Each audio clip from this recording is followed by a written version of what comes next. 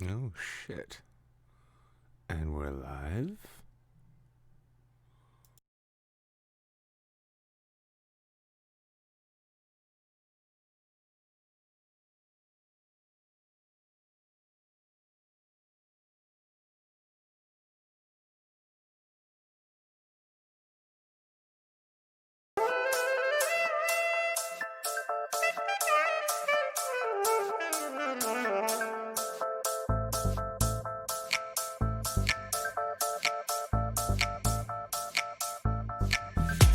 We must reject any forms of fundamentalism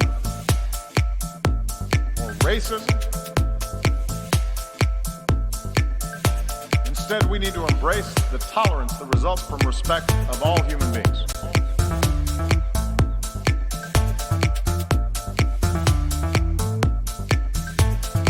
I'm here to say our house is on fire.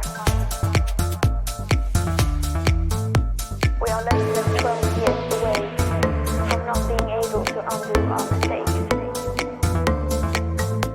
Unprecedented changes in all aspects of society need to have taken place.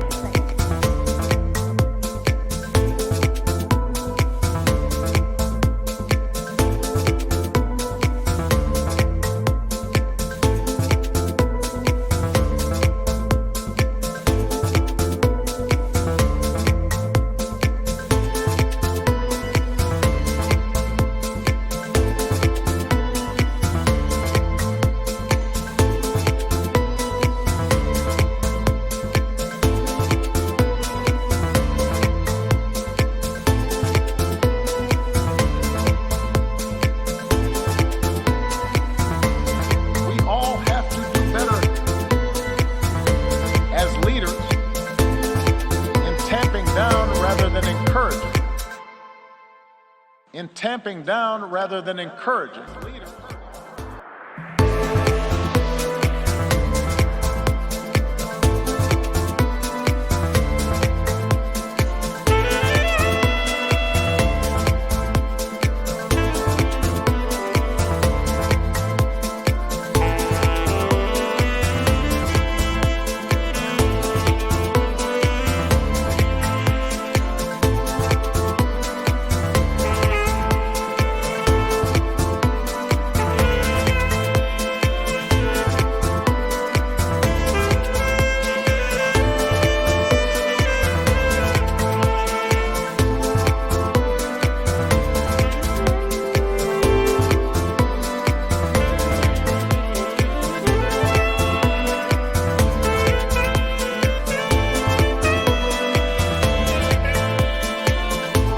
We must reject any forms of fundamentalism, racism. Instead, we need to embrace the tolerance that results from respect of all human beings.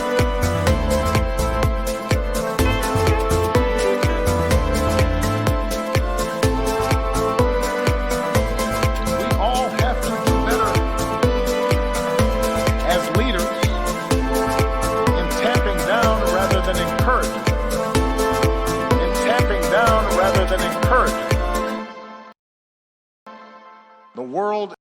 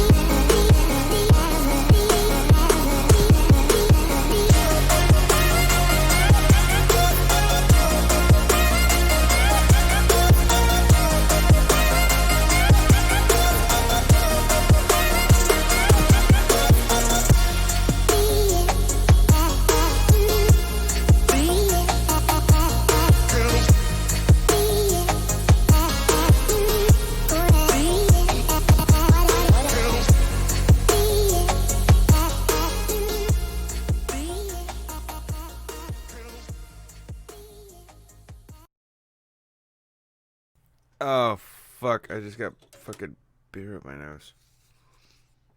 God damn it. Hello and welcome, everybody, to your Space Dad Saint show. You can tell I'm a dad because of my sweater. And you know I'm from space because of my futuristic glasses. That's right. I really thought this one out. Like, thoroughly. Like, really thoroughly. So I hope your week is gone beautifully.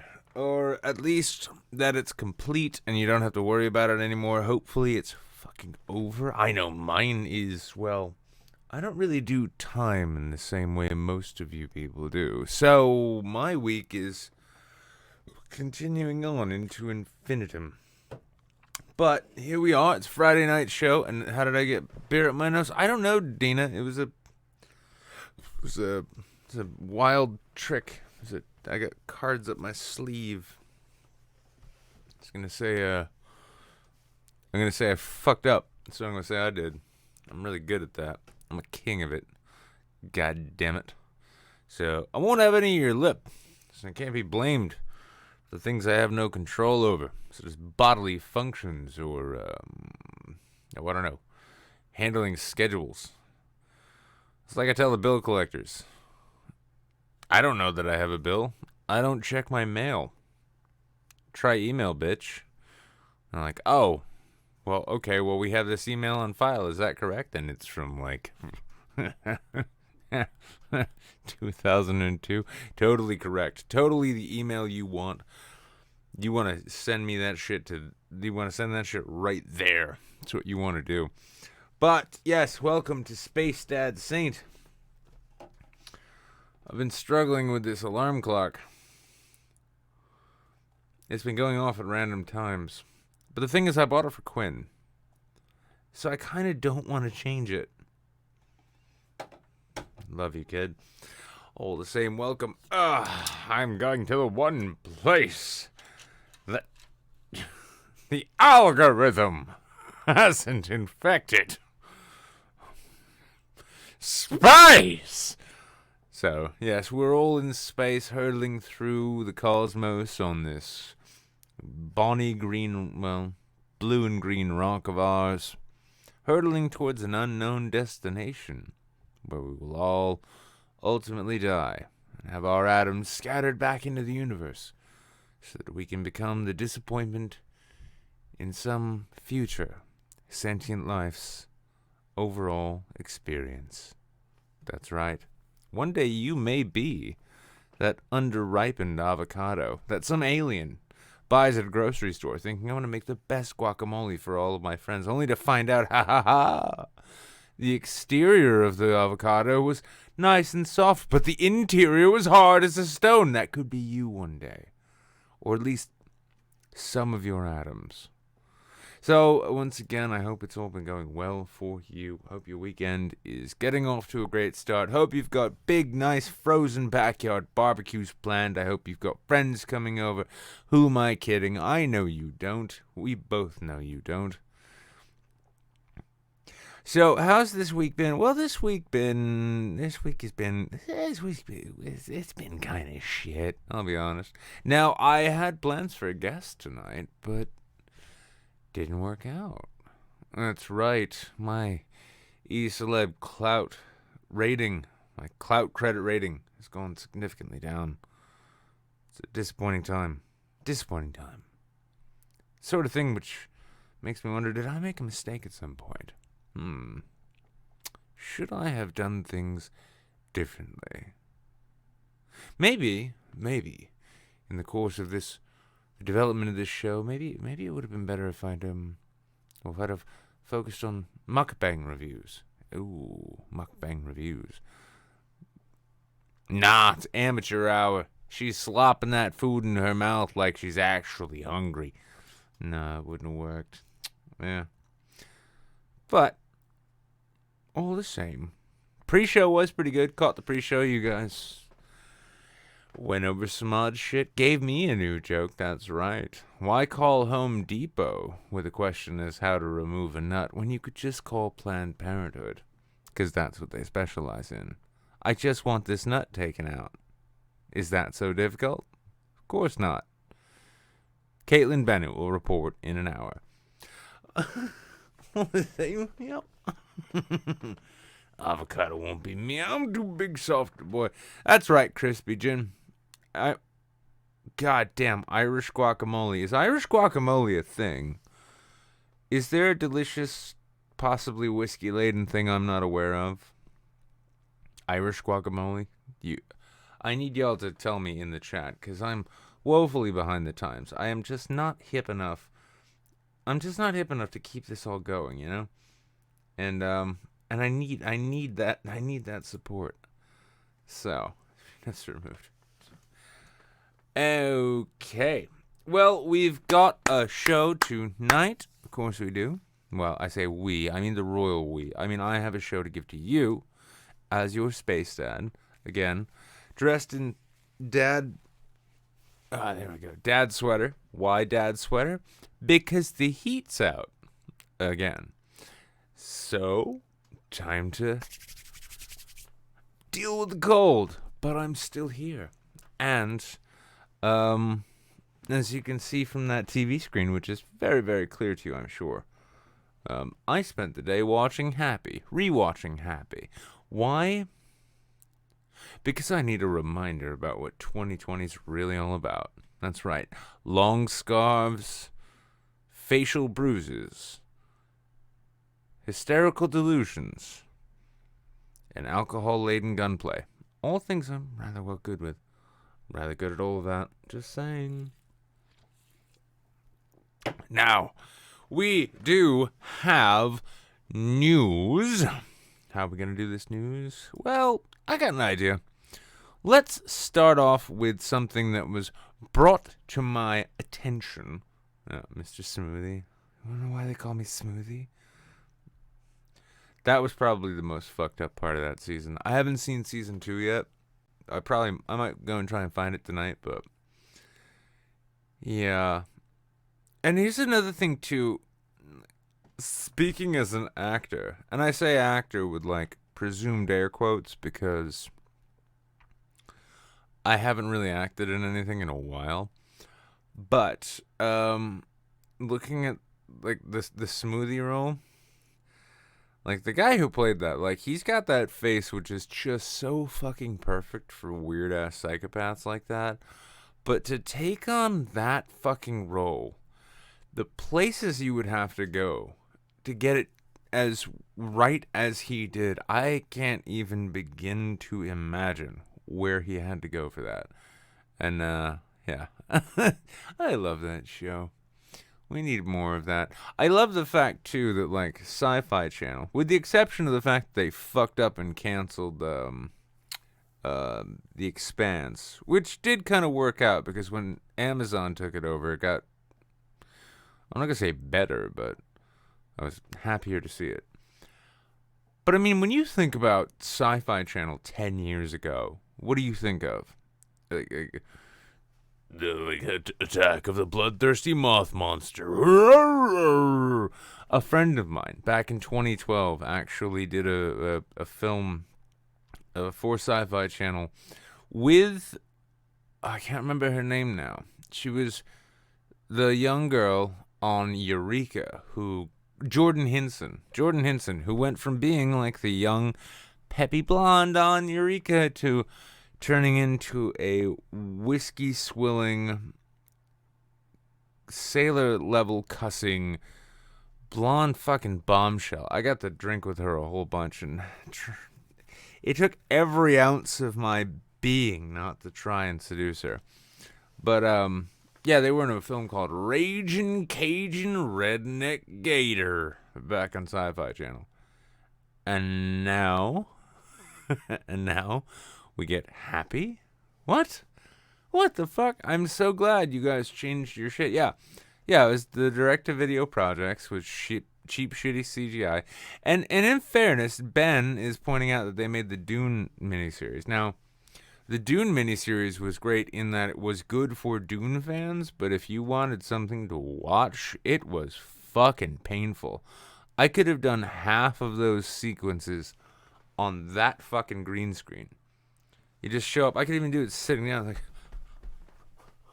oh no, that sandworm is chasing us. They were bad. They stuck to the script. They stuck to the story pretty well. I liked that. Can't fault them on that. It was, cheaply made, but all things being even, I can still go back and watch it because it's Dune, and I loved it. I didn't know New Battlestar was made by them. But yeah, all the same, I like the evolution. We've gone from, like, those straight to VHS, let's be honest, not straight to DVD, straight to VHS style horror flicks, up to them making Happy. And who the fuck makes Happy? Good goddamn. That's good shit, and I like it. So, all things being even, I've been enjoying Happy through the second time. Gonna go and try and check out the second season as soon as I get a chance. But yeah. So, this was sent to me by my dear friend, our dear friend, One Canuck. You might have already seen it, this particular bit of shenanigans. But I just gotta get down there, and yep. And so, Deaf US man, sues Pornhub over lack of closed caption in porn videos. I mean, I'll take a moment, because I know you're all a bunch of porn freaks. I know you guys can't get enough of that kinky, raunchy, nasty shit. And just imagine what the closed captions would be like. Now, I asked a friend earlier, and I want you guys to answer this too. So, if you had to be cursed/blessed with one of the following, which would you go with? Either subtitles for the rest of your life, you just appear in your vision, you see everything written down, or a narrator with a main accent and a slightly nasal voice. Which would you go with? Now, my friend went with the subtitles, saying she loves reading subtitles and that's what she likes. But, I didn't say what language they were in. Korean subtitles, that's right. You either get an annoying narrator dictating every moment of your life from now until your death, or every instance in which you come into conversation with someone, Korean subtitles appear in the bottom of your vision. Which one would you go with? Even when you're watching porn. Because I don't know what, fuck it, yeah, right there, hit it, smash that shit, spread that shit. I don't know, maybe that is attractive in Korean. I don't know, but this is up to you. You got to make this decision for yourself. I am your space dad. I'm not your real dad. Your real dad left a long time ago. Now you got me. Space dad. That's right. So let's see. I got some subtitles. Got some people saying subtitles. Yeah. Yeah. Who dubbed porn in French? Fuck. You Belgians, you guys get the weirdest shit going on. I don't know what to make of it. Anyway, so, yes, when a delivery man and college student are arguing over the price of pizza in a porn video, people who are deaf shouldn't feel left out of the discussion. Maybe it's just me, and maybe I'm just, maybe letting out a bit too much about my own porn viewing habits, but, well, let's just go ahead and say that when I'm watching porn, for one thing, especially on Pornhub, there's never any of the, what's that thing, the plot. There's no plot involved. I mean, I still, to this day, have no idea what that giantess redhead and that tiny little chick who end up banging wildly in that infamous memed porn video, what their whole dispute is actually about. I don't care. No one does. The glory of Pornhub is it even gives us a little, the timestamp bar. so we can see what the most popular parts of the video are, and we can go to them, and we can skip over all of the dialogue, which sounds like, well, a porn movie, or alternately, an independent New England-based film. So, sent you something on PayPal. William Sears has sent me something. Let's find out what it is. I mean, I'm going to find out privately. But myself, you see. Well, that didn't work out because I'm logged into the wrong account. Well, I'll check that out later, William. I hope you, I hope you feel that whatever you sent along was well worth it and worth your time. Then again, too, if any of you enjoy this show and want to support this work and me talking about porn, well, there's a great way to do it. It's called Streamlabs. That's right. My boy Jables Boogley, the Jables, the central community manager of this entire retarded show that I do, will undoubtedly drop links both in YouTube and on Twitch. Jables, drop the link on YouTube, too. Come on, Jables. Come on, Jables. I know you run your own show, but it's you know, I mean, come on. And yeah, it's fine. It's okay. More work never hurt anybody. It makes for a strong back. Anyway, that's the argument behind the new lawsuit, launched in New York, of course, on Thursday, which accuses Canada-based Pornhub and its sister sites of failing to include closed captioning on most of its adult videos. Oh, boy. Oh, lordy. The suit was filed in the Eastern District of New York on behalf of Yaroslav Suris, who is deaf. Pornhub is named in the suit along with its sister sites RedTube and YouPorn. I didn't know Pornhub owned those two. And also, I had no idea what those two sites are. Never heard of them in my life. I live a cloistered sort of thing. I'm a good boy and I don't watch porn. The suit claims Pornhub is violating the rights of people who are deaf and hearing impaired under the Americans with Disabilities Act because many of its videos lack closed captioning and half of the people watching it can't get their dicks hard. I might be editorializing. Suris claims it's hard for him to enjoy many Pornhub videos because he can't keep up with the conversation. Wow. Oh, wow. That's some, I mean, yeah? Really? Okay. Yeah, those conversations, man, they really set the mood. He couldn't follow the plot device of a police interrogation or a disciplinary moment involving a babysitter, according to court documents obtained by TMZ, because, of course, TMZ would be the ones who would be interested in this.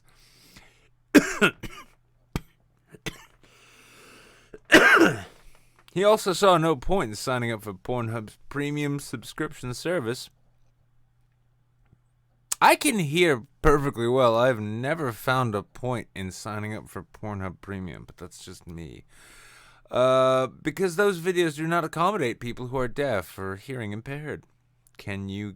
So, you know, I want to see the defense. I want to see the defense in this lawsuit trial. I want to see it like... you know, just like you got the sign language interpreter interpreting from the fucking defense counsel. It's like, Your Honor, I would ask Mr. Suris if he has ever nutted in a sock or used t-shirt or perhaps a hand towel while watching my client's videos on my client's website. Because the point of Pornhub is not to, you know, as well perhaps the MCU might be doing now, to really drag us down with plot. It's more to get you to nut and then go and do your taxes in those few moments of clarity you have after your nut has left your seminal vesicles. See, this is where we're at now. This is the kind of shit judges have to talk about. Judges have to be like, well, Mr. Suris, did you nut at any time? Did you bust and or nut in any matter of receptacle or perhaps upon your own stomach while enjoying the videos provided by the defendant?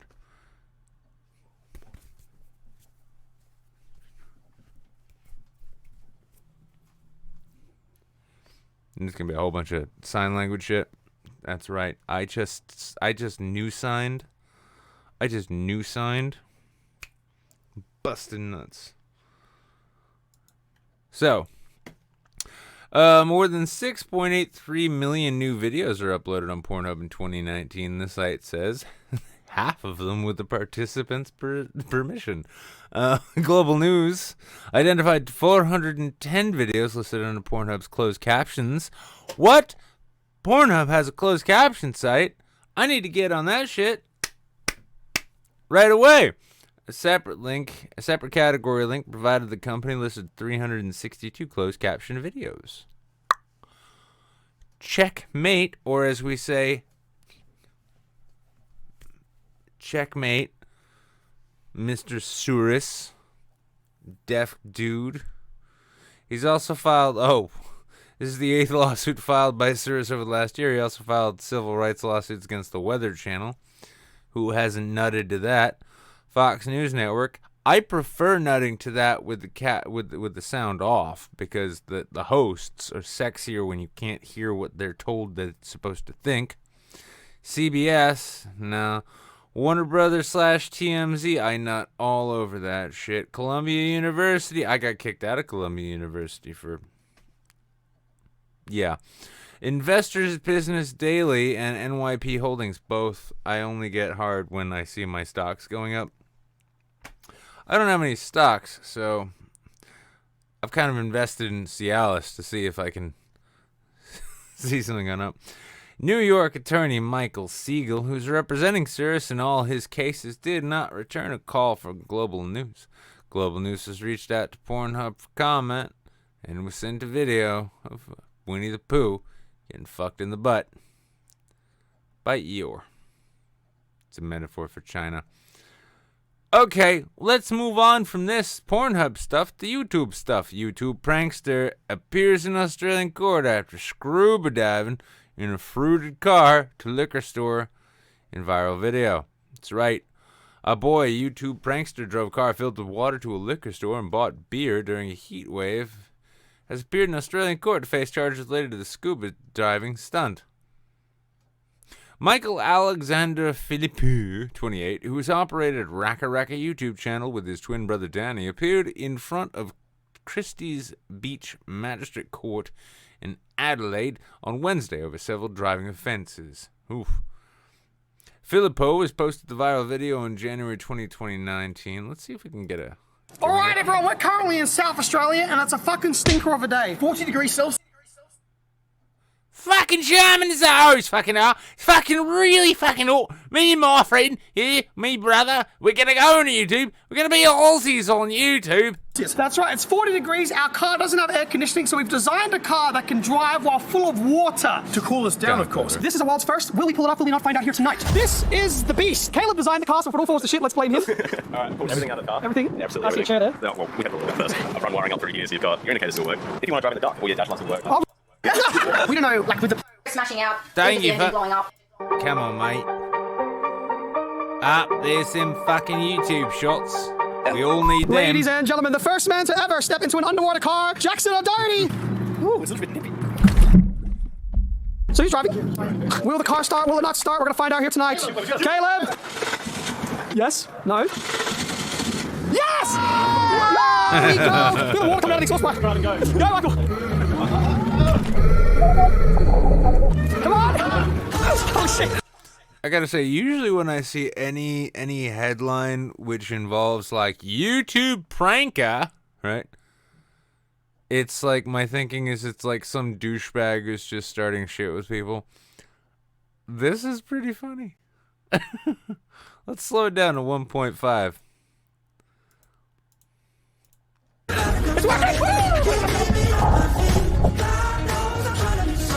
Drawing a fucking swimming pool, mate. Everyone's very confused. You're gonna blow out. Oh, so sad.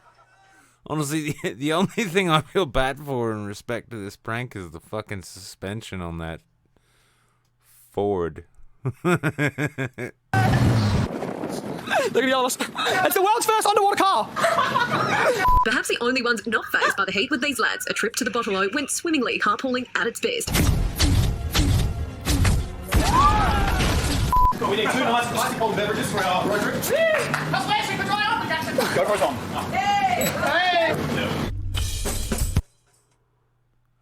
Wait, I'm sorry.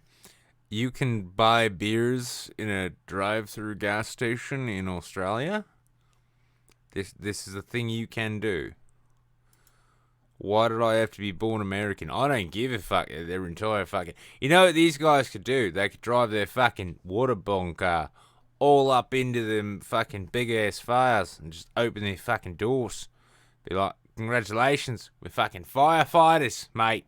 Look at us, drinking fucking Heinekens in an underwater car.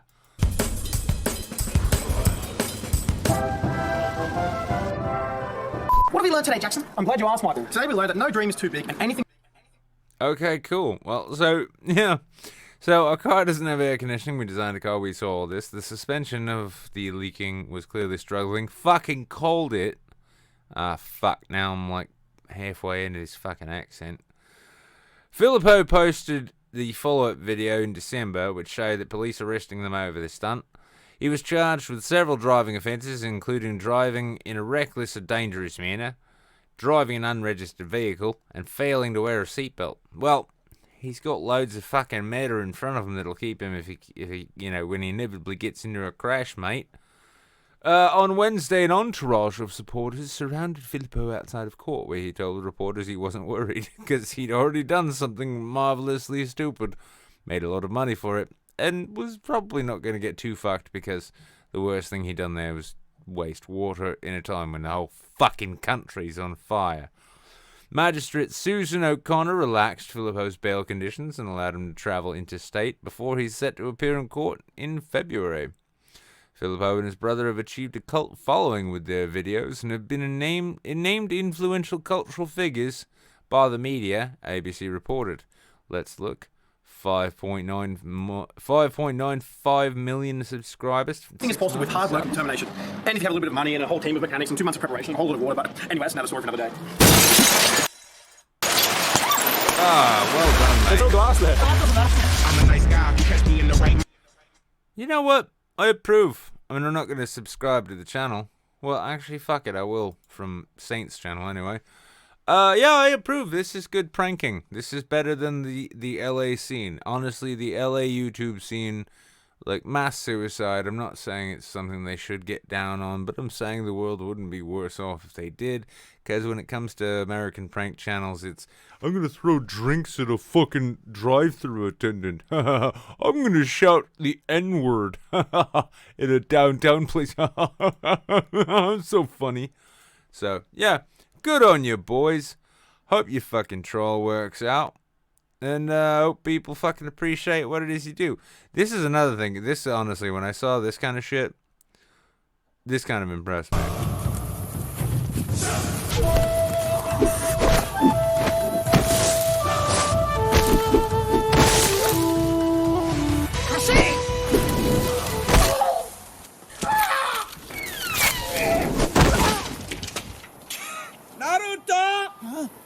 You're wearing the wrong costume.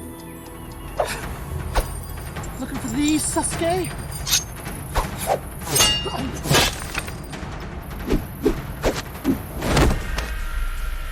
It's well done. I don't know.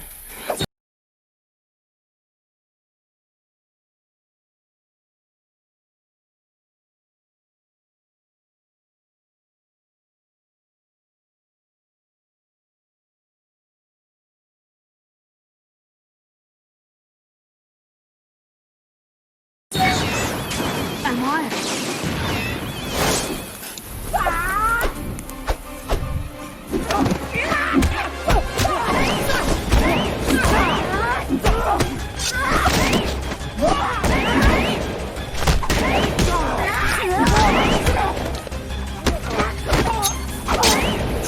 Fireball, get down!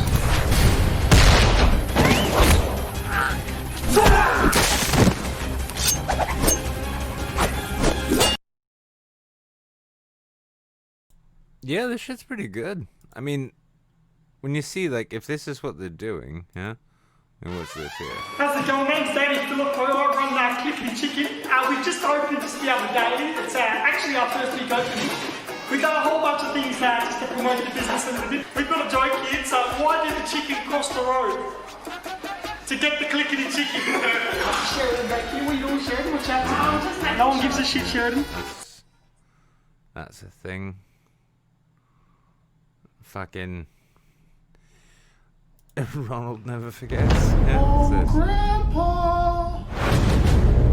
You didn't think I forgot about you, did you? Didn't think I forgot what you did? Oh, never forgets. I'm coming for you, Grandpa.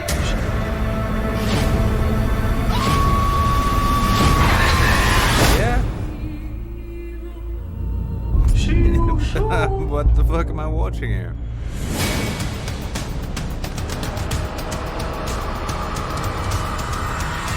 Yeah, I'll be honest. I approve of this channel. Granted, they have nearly 6 million subscribers, so, you know, clearly they really need my approval, but, usually when you see YouTube prankster shows up in court, for my part, I kind of usually find myself hoping that they get brutally fucked by the law. Because most YouTube pranksters are, well, what would you say? Shit. They're fucking shitbags. They're horrible fucking shitbags. And they need to go back to working at a Wendy's. But, I like these guys. I approve. And I'm glad I subscribed. So, let's have a little looky-look. What else is happening in the world? That's right. A U.S. diplomat's mustache is leaving South Koreans bristling with anger. Oh, my God. Oh, and thank you, Mickey Ficky, for the 10 bits, and thank you, Ben, for the 1 bit. And thank you for Lesser Saints in Discord for the raid with the party of 6. That's right, party of 6. It's like party of 5, except +1. The threat of nuclear war has hung over the peninsula for years, but it seems the U.S. ambassador's mustache has gotten South Koreans bristling with anger. Harry Harris. What a name. A former Navy admiral who was born in Japan to a Japanese mother and an American Navy officer, leaving most of the weeb community very jealous, has now been accused of insulting his hosts by growing the controversial adornment. That's right. Mustaches in Korea are controversial. His facial hair reminds many of the days of Japanese colonial rule between 1910 and 1945, during which all 8 Japanese governors, generals, sported mustaches. Tokyo's rule over the Korean peninsula is a continuing source of resentment in South Korea, whose relations with its neighbor were damaged last year amid disputes over their wartime history. Despite a protest outside of the U.S. Embassy in December, activists plucked the mustache hairs from posters of the ambassador's face? Okay. Talking to reporters, Mr. Harris mentioned that his public comments about his heritage and the mockery of his mustache, despite many famous Korean historical figures sporting similar facial hair. My mustache, for some reason, has become a point of fascination here, he said. I understand the historical animosity that exists between both of the nations, but I am not the Japanese-American ambassador to Korea. I am the American ambassador to Korea. In a December interview with the Korea Times, Mr. Harris said he grew the mustache to mark his change in role. I wanted to make a break between my family life, between my life as a military officer and my new life as a diplomat. Nothing says I'm not in the military anymore more than growing facial hair. I tried to get taller, but I couldn't grow any taller. And so I tried to get younger, but I couldn't get younger. But I could grow a mustache, so that's what I did. That's quite a mustache.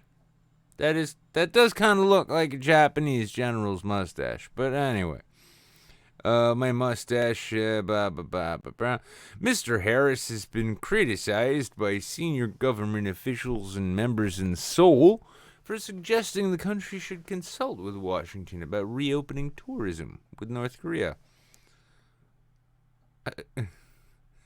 I mean, I know what they're saying. It's just when I read that, all I can think to myself is like, North Korean tourism sounds like a lot like Manchester, New Hampshire tourism. It's like, do you like misery? Do you like starvation? Do you like people who make bad decisions? Come to North Korea. You will be very, very happy. Here, we will make sure of it. He suggested it would be better for South Korea to run any plans to engage with North Korea through a joint working group established with the U.S. to avoid any misunderstandings that could trigger sanctions.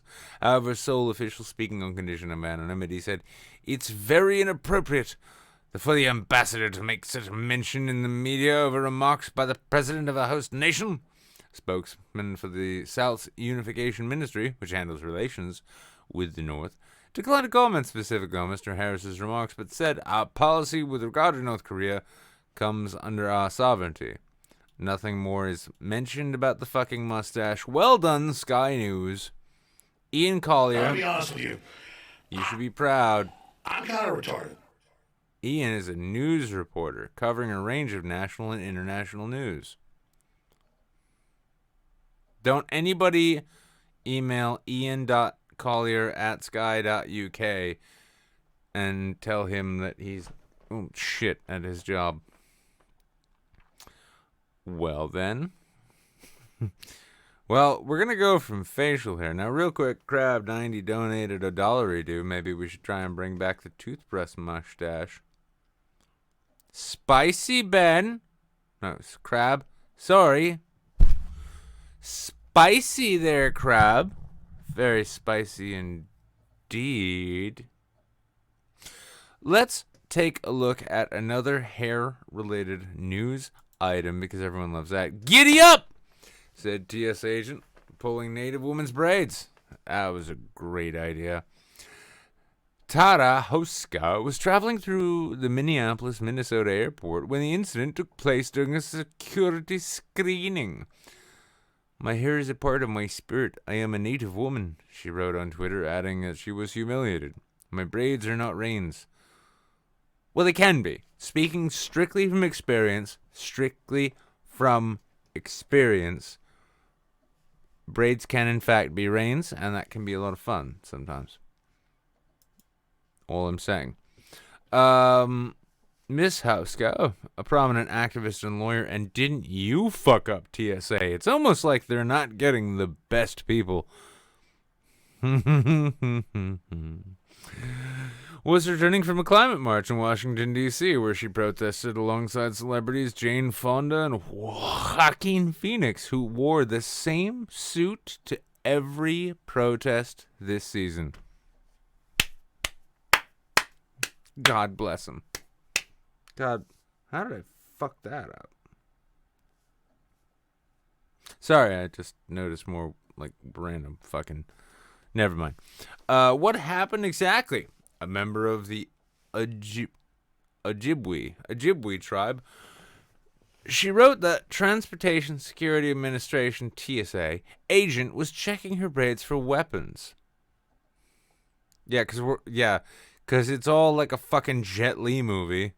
Just like, oh, well, I tuck my knives into my hair so that I could just fucking Willow Smith my way in a Matrix way through the fucking airport so I can go back to Minneapolis. Yeah, good job, TSA. You weren't... They're not getting the best of the best in that particular department. Yeah. Where she... Oh, yeah, an agent's checking the braids for a weapon, and she headed home to Bemidji... Whatever, fucking... She's going through fucking Minnesota. But instead of simply conducting a standard check, quote, she pulled them behind my shoulders, laughed, and said, "Giddy up," and snapped my braids like reins on a horse, she wrote. Fucking TSA. You guys never fail. You know, of all of the government departments in the world, I think TSA, here's the funny thing. I criticize the libertarians a lot because while they could go after things like family law or government corruption, they're like, did you know you need a license to do nails in New Jersey? Oh my God. Well, at the same time, it's like, you know, they love like shit talking. Like, they're like, the Department of Education needs to be abolished. Like, okay, can you fuck off with that? And then maybe, like, you know, roll it back and we'll meet in the middle and we'll all agree that the TSA is shit. Now, here's the thing. I have flown hundreds and hundreds of times. I have never once seen or encountered a TSA agent with their bright blue shirts and their cute little badges that I would regard as anything remotely professional. I worked fucking facility security with Securitas. I had the gray shirt and a badge, right? That company, those guards are more professional than the fucking TSA. Honestly, TSA looks like they do the recruiting at fucking Greyhound stops. They just show up and they like, you know, they pick like every third person who gets off a bus and like, hey, you want a government job? Do you do drugs?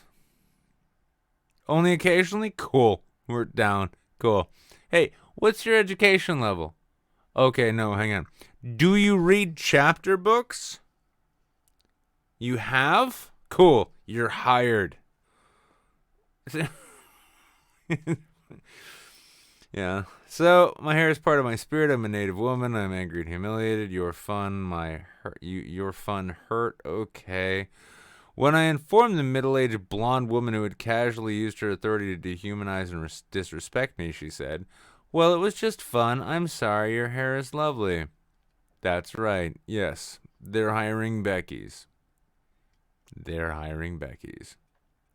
This is not an apology and it's not okay, she wrote. I kind of agree. You know, normally, like, I'm not one to, like, you know, chip in the fucking identity outrage culture, but this is a fucking government agency. If you cannot actually act appropriately and professionally, you should go the fuck back to Wendy's. Becky. Writing for Indian Country Today in 2015, Ms. Hauska wrote, expecting slight trims. My hair will only be cut if traumatic events occur. I really don't give a shit about your hair. How did the TSA respond? TSA Federal Security Director of Minnesota, Cliff Van Leuven, spoke to Ms. Hauska and apologized on behalf of the inspector and the agency. Mr. Van Leuven acknowledged the staff that a mistake had been made and vowed that to learn from this. Did it actually happen? Yes. Exactly as described? Yes. He wrote in an internal email, later released to local media. Ms. Hauska tweeted that she was pleased with the outcome. Well, that's good. I mean, because honestly, she's the one who's offended here. Nobody else should be offended on her behalf. And if she was pleased with the outcome, good. I hope the bitch was fired, though. Seriously. Fire all the Beckys. Every Becky that works in goddamn government needs to go immediately. Good resolution from a bad situation. We need more education, empathy for one another, she said. I completely agree, but GSA is not going to help you with that. Oh.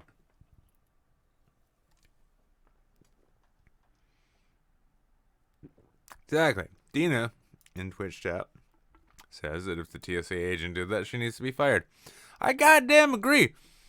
In fact, if that was my call, I'd fire all at TSA. I'd just eliminate TSA altogether. You know what? Snipers in the terminals, and they're given 3 a day at their discretion. No questions asked. That wouldn't work out either. That would turn out to be really racist too, I imagine. No, well. Motherfuckers post-dated my check. I want to be an air marshal. Fucking the only guy allowed to carry a goddamn gun on the plane. I'd be a goddamn great air marshal. Because honestly, you look at me, right? Look at me. I could even wear this sweater, have this haircut. Walk by me. See me seated in an aisle row.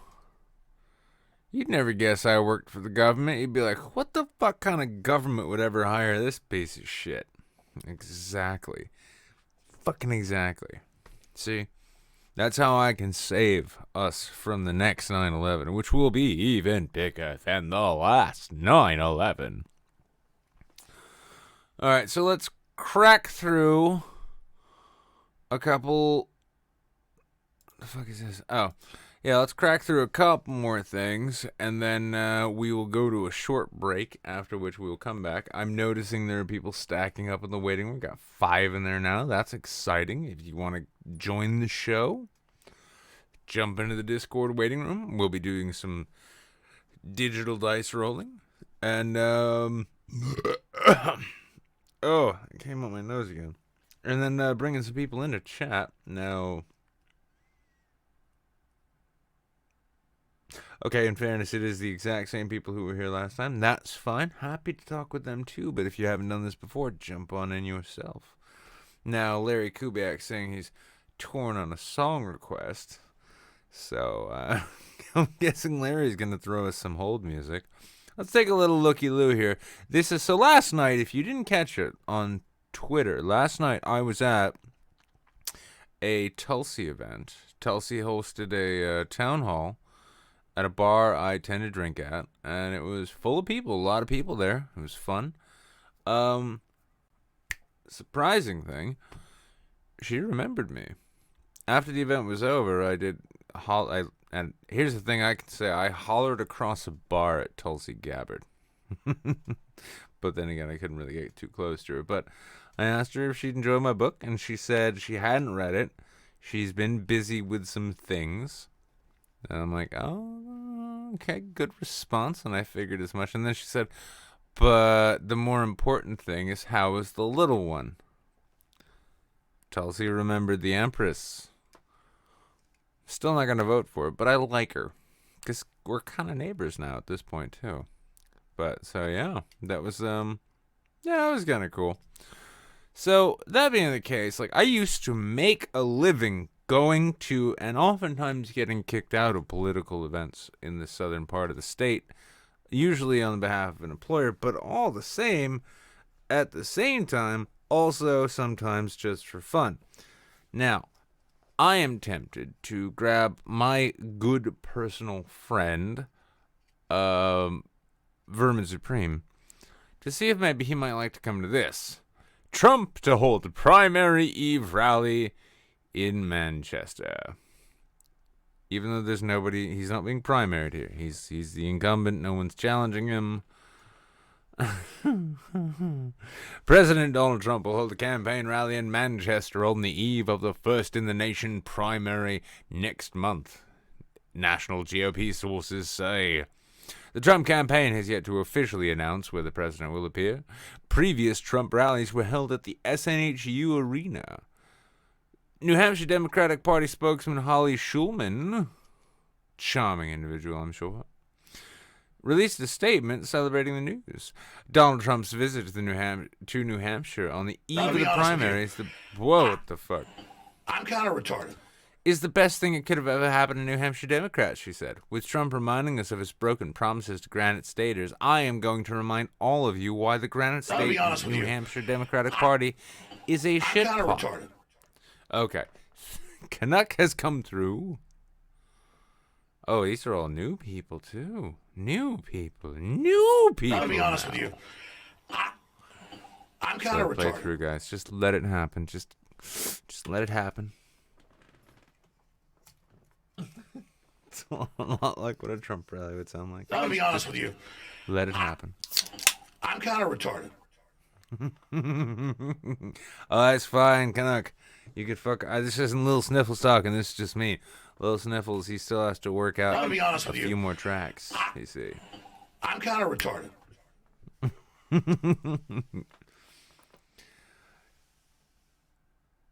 Is there one more? Is that new people? Nick is becoming mainstream, right?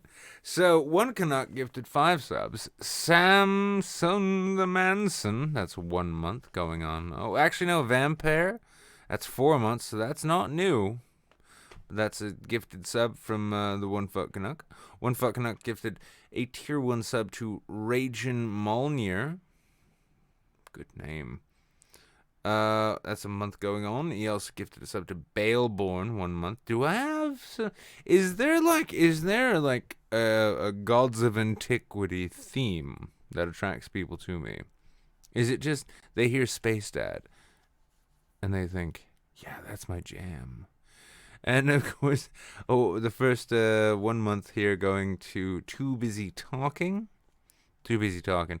Thank you, Canuck, for, Asgard be lurking. You goddamn right, Larry Kubiak.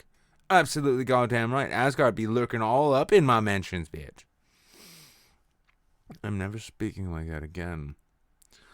The day after the rally, Trump will be challenged in the Republican primary by former Massachusetts Governor Bill Weld and... Wait, hang on. There's a fucking Republican primary in New Hampshire? This is what I get for not paying attention. And I don't pay attention because I don't give a shit. But that is just funny. Trump's last campaign to the Granite State was August 15th when he was at the SNHU Arena. Attendance record of 11,500, surpassing the crowd, or 11,400 in 2001 for an Elton John concert. That's right. I'll be honest with you. I'm kind of retarded. That's right, Trump. You draw a bigger crowd than Elton John in New Hampshire. The fuck? Wow, this just gets weird, though. Trump also held a rally in November 7, 2016 before the election. During the event, which drew 11,000 people, Trump read a letter he received from New England Patriots coach Bill Belichick supporting his candidacy. Congratulations on a tremendous campaign. Oh, well, no, blah, blah, blah. Best wishes, great results tomorrow. Bill Belichick. Fucking Bill Belichick.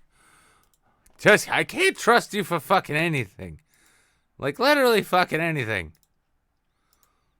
Jesus fucking Christ. Holy shit, I fucking hate YouTube so much sometimes. It's just like, hey, you know what I'm gonna do? Stop playing this. Fuck is this? Stop it. Stop it. Stop it now. Stop it, you bastard. You beach face bastard. Okay. Well, so, I guess in that case, let's take a little looky-loo here. No, that's not right. No, that's not right either. Oh, there we go. Okay, thank fuck. Alright. So, will you stop auto-playing? God damn it! Oh. I'm okay. It's all okay. I'm sorry. Sometimes mommy and daddy fight. And in this case, mommy's Twitch and daddy's YouTube. Or daddy's Twitch and mommy's YouTube. I don't know. They're fighting. And I'm trying to get it working for you. But my point is, so with the $50 donation to the Dollary to Donut Jamboree that is my Streamlabs, nailed it. $50 dues from Larry Kubiak, and now for something completely different. German's vision of Americans in the 80s. Oh boy, I'm sure this will be just fine. I will leave you with this. I will be back in just a few moments. I hope you enjoy it. I will be listening to this as well. And in the meantime, let's just dig the sounds of current value.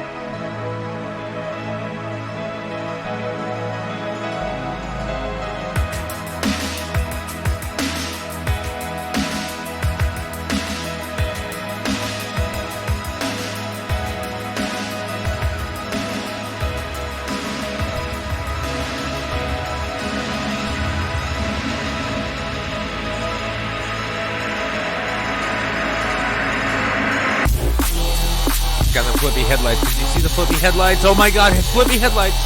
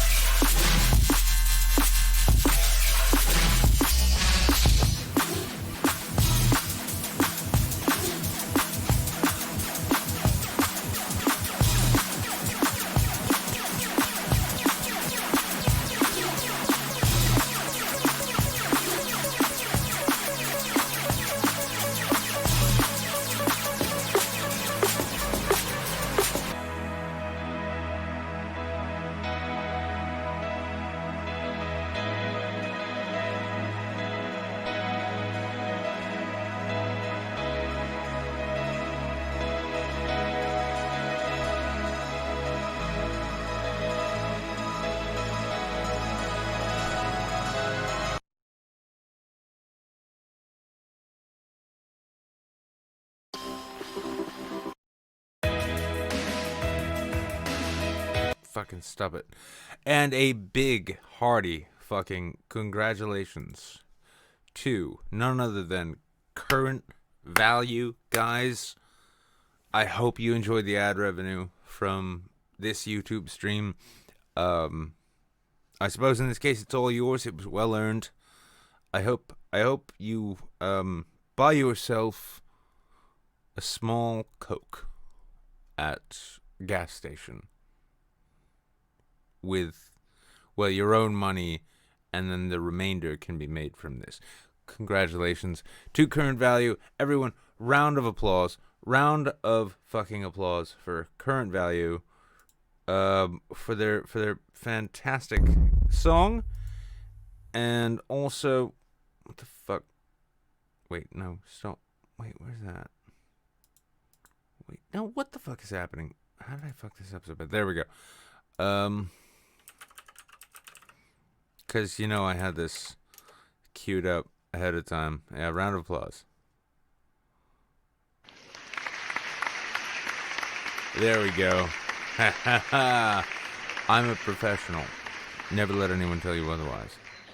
Also, should, well, whoever put the sound effect together get some ad revenue too, hey, maybe you guys can split that Coke. Wouldn't that be great? So, okay, so let's get on to the business of talking with the people. No, Nick, come on. Make your fingers work correctly.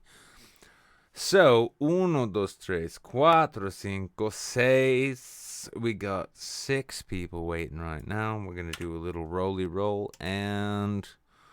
Bum, bum, bum, bum. Mickey Ficky is the first one coming in tonight. Mickey Ficky. Mickey Ficky. Oh. How's it going? Okay. Not bad. Apparently the left ear in my fucking headphones isn't working, so... maybe none of it's working now? I don't know. Are you there? Yeah, I'm still here. Oh, thank God. Now both of my ears are working. Cool. So, here we are. Yeah, it is. Yes, Ben. Everything that plugs out from my Tascam, what I hear is what you hear. You win. So, how's your week been, Mickey? How's life working for our Lord and Savior, Jeff Bezos? Oh, I've got so much going on right now, and I'm just going out of my mind with stress and pressure and... Let me guess. Yeah. Let me guess. Jeff Bezos sent you a text saying he wants to come over for dinner, and you just don't know what to make. I'll tell you. Simple. No, I'll just make him some fucking hamburger helper and gluten-free chocolate chip cookies. You know, yeah. What? everyone likes hamburger, right? Like, it's edible, right? Hang on. Oh wait, no, gluten-free chocolate chip cookies. I was just thinking like, for some reason, vegan fit into my mind. I think it's the association of like the gluten-free crowd and the vegan crowd. So it's like, wait a second, you're getting them hamburger helper. I'll be honest with you. And then vegan cookies. I'm kind of retarded. Okay. No, it's just I have this recipe for gluten-free chocolate chip cookies, and the only thing that makes it gluten-free is that I use almond flour, because there does happen to be soy in the chocolate chips, so it's not totally gluten-free, but the almond flour gives it a nice nutty flavor, and it's really good. I get so fucking lost about these, like, the dietary things, because even when you're saying gluten-free, I think it's just because of the association. I keep hearing vegan, right? So, like, I'm expecting you to say, like, I found a way to not use eggs. And then instead you're like, nah, I use almond butter or whatever. Like, wait, hang on. Okay, no, I got it. All right, I'm with it again. I'm back on the gluten-free track. That's true. So, do you have a gluten allergy? Are you a celiac person? I am not. My hubby is a bit intolerant to soy and gluten. I found a recipe that he enjoys. I actually can't really give him the chocolate chip cookies though, because there's soy in the chocolate chips, which he's also a bit intolerant to as well. Well, you should just feed him oatmeal cookies. I don't know if that's gluten free or not. I have no fucking clue, but you should do so as a punishment. Being like, I slaved over these chocolate chip cookies all this time, and your butthole disagrees with them. And frankly, I'm questioning our choices in life. Like, when did your butthole choose it didn't like gluten, huh? Now, I used to work. His butthole doesn't like any of my cooking. Well, then you need to stop putting cookies in his butthole, Mickey. Okay, like. I get that married couples like experimenting and shit, but my point is just pump the brakes a little bit. But well, no, it was fucked up because like when I was working, I worked as a chef for years, right? Well, not a chef. I as a cook and a chef. Well, as a cook for a lot of years, and then as a chef for a few years. You kind of graduate once like you learn enough recipes. And what I've determined is, like, a lot of people think chef means you've got a Le Cordon Bleu. You went to school. You were screamed at by a TV chef. No. It basically, like, my definition is that a cook is somebody who can follow a recipe that their restaurant gives them. And a chef is somebody who the restaurant says, okay, you got to make a special now. Make a special. Make a dish. Create a dish and serve it to the people and see if it sells. Yeah. So I did both of those things. And I noticed there were two things. There were two things that really made me hate food service in general. Aside from it being a miserable occupation. So, like, let's establish that as a baseline. Being a cook is a terrible way to be. But yeah, but I noticed from like the let's say like the end of the 90s up into the 2000s, and actually bleeding into the 2010s. It was like around like it was around the end of the 2000s, beginning of 2010s. Food Network had inspired so many aimless dipshits to think that they could become like star chefs, that they went to these fucking dumbass community level colleges to get I got my bachelor's in culinary. Did you? Because I worked in kitchens for 5 years and I know way more than you do.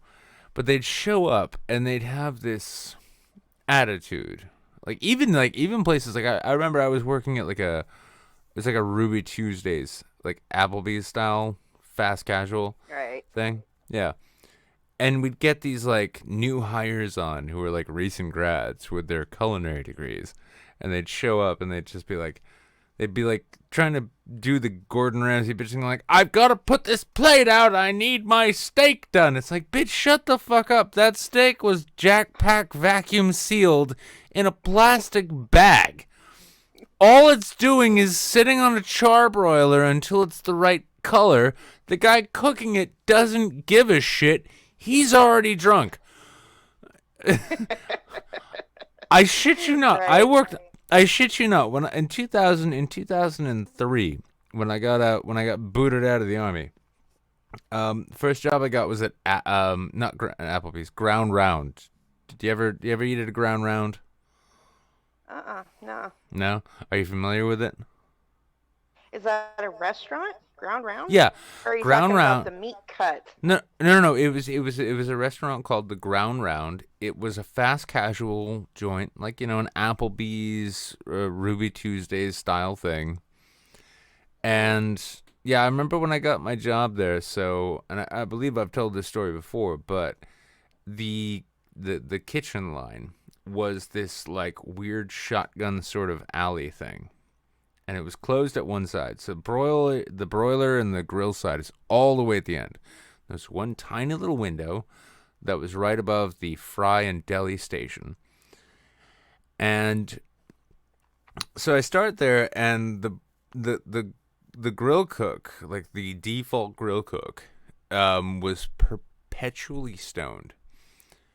And what he would do is he'd turn the overhead vent hoods up to max, and he'd just huff fucking joints. Like, and I'd show up for like the early shift, so I'd show up like 10 in the morning, because it was like a mall restaurant, and I'd be like doing the deli stuff, and I'd be like prepping and all this, and he'd just be down there at the end of the fucking line, just huffing these fucking joints and blowing his hits up into the hood, so the kitchen didn't smell like weed, which is great. And anytime there was like a sort of code with the kitchen staff, anytime there was some management which wouldn't fuck with Randy, that was his name, and then there were other ones who were like sticklers trying to pretend that they were actually managing a real business. If any of the sticklers came back... I was just saying, you talk about like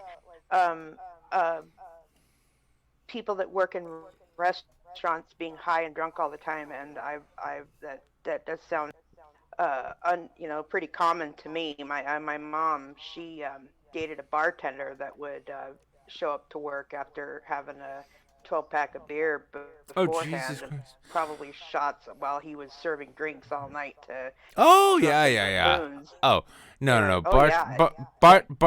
Bartenders are the worst, because like if you get a corporate bartender, they actually measure everything they have. But if you're working in a private restaurant and bar, like a good bartender, and this isn't even just saying like bartenders are alcoholics or everyone's fucked up, but like a good bartender, a good bartender in a private bar, restaurant, will be the kind of person who's willing to do shots with the customers, because that sells shots. Yeah. And like I've known bartenders who like they were fucking geniuses, because they'd even pad their bills, because like they'd be like some like frat boy fucking drunk ass types would come in, and bartender would be like this hot chick with like decent rack. And they'd be like, yeah, you want to do a shot with us? And she'd be like, absolutely. And then she'd just put her shot on their tab. And they wouldn't notice by the end of the night. And so then they'd tally up what 25% should be. And presto, better tip. But so at Ground Round, so this one cook was always smoking joints at the end of the line. And if ever like there was a worry about like one of the bad managers coming around, he'd just like turn the fucking broiler up to max and flick the fucking joint into the flame and let it burn up, and then it would just get sucked up by the hoods. But the funny thing I noticed was, I noticed a funny thing when I started there. I noticed that like I'd show up the shift, I'd start doing the basic prep, the other cooks would show up, we'd all start getting the line together and getting the day's production ready. And then everyone on the line would order orange juice. Could never figure it out. until I started noticing that in every cooler, in every single cooler, there were nips of vodka hidden. And then in the and we had a drop tile ceiling, and that apparently, like, because I saw Randy doing it one time, the stone broil cook, he would he'd get a milk crate, he'd hop up onto the cutting board line, whatever, anywhere he could get up, and he'd reach into the ceiling tile, and they had fucking fifths of booze stashed in the fucking ceiling tile. Mind you, this isn't like this isn't a dinner shift either. Like these guys were getting loaded at like 10 in the morning. And I started noticing things once I picked up on this. So it's like you'd have like an early lunch rush, right? People would be like, "Oh, I want the grilled chicken sandwich." These motherfuckers would take a chicken breast, the chicken breast for the sandwich, and they'd throw it on the broiler, and they'd just toss it a couple times to make sure it got the color on the outside. And then they'd just pop that bitch in the microwave. Well, oh god, I can tell. Throw it on the brioche. Yeah. Yeah, but these are people. These are people who are eating their lunch at the mall. They don't have time to complain. Yeah. Then all of a sudden though, so we did this shit for ages. Like we were just we'd just be high as balls. Like, I mean, this is the same mall when I worked at Ruby Tuesdays. I made a bong out of a cucumber and a baby carrot.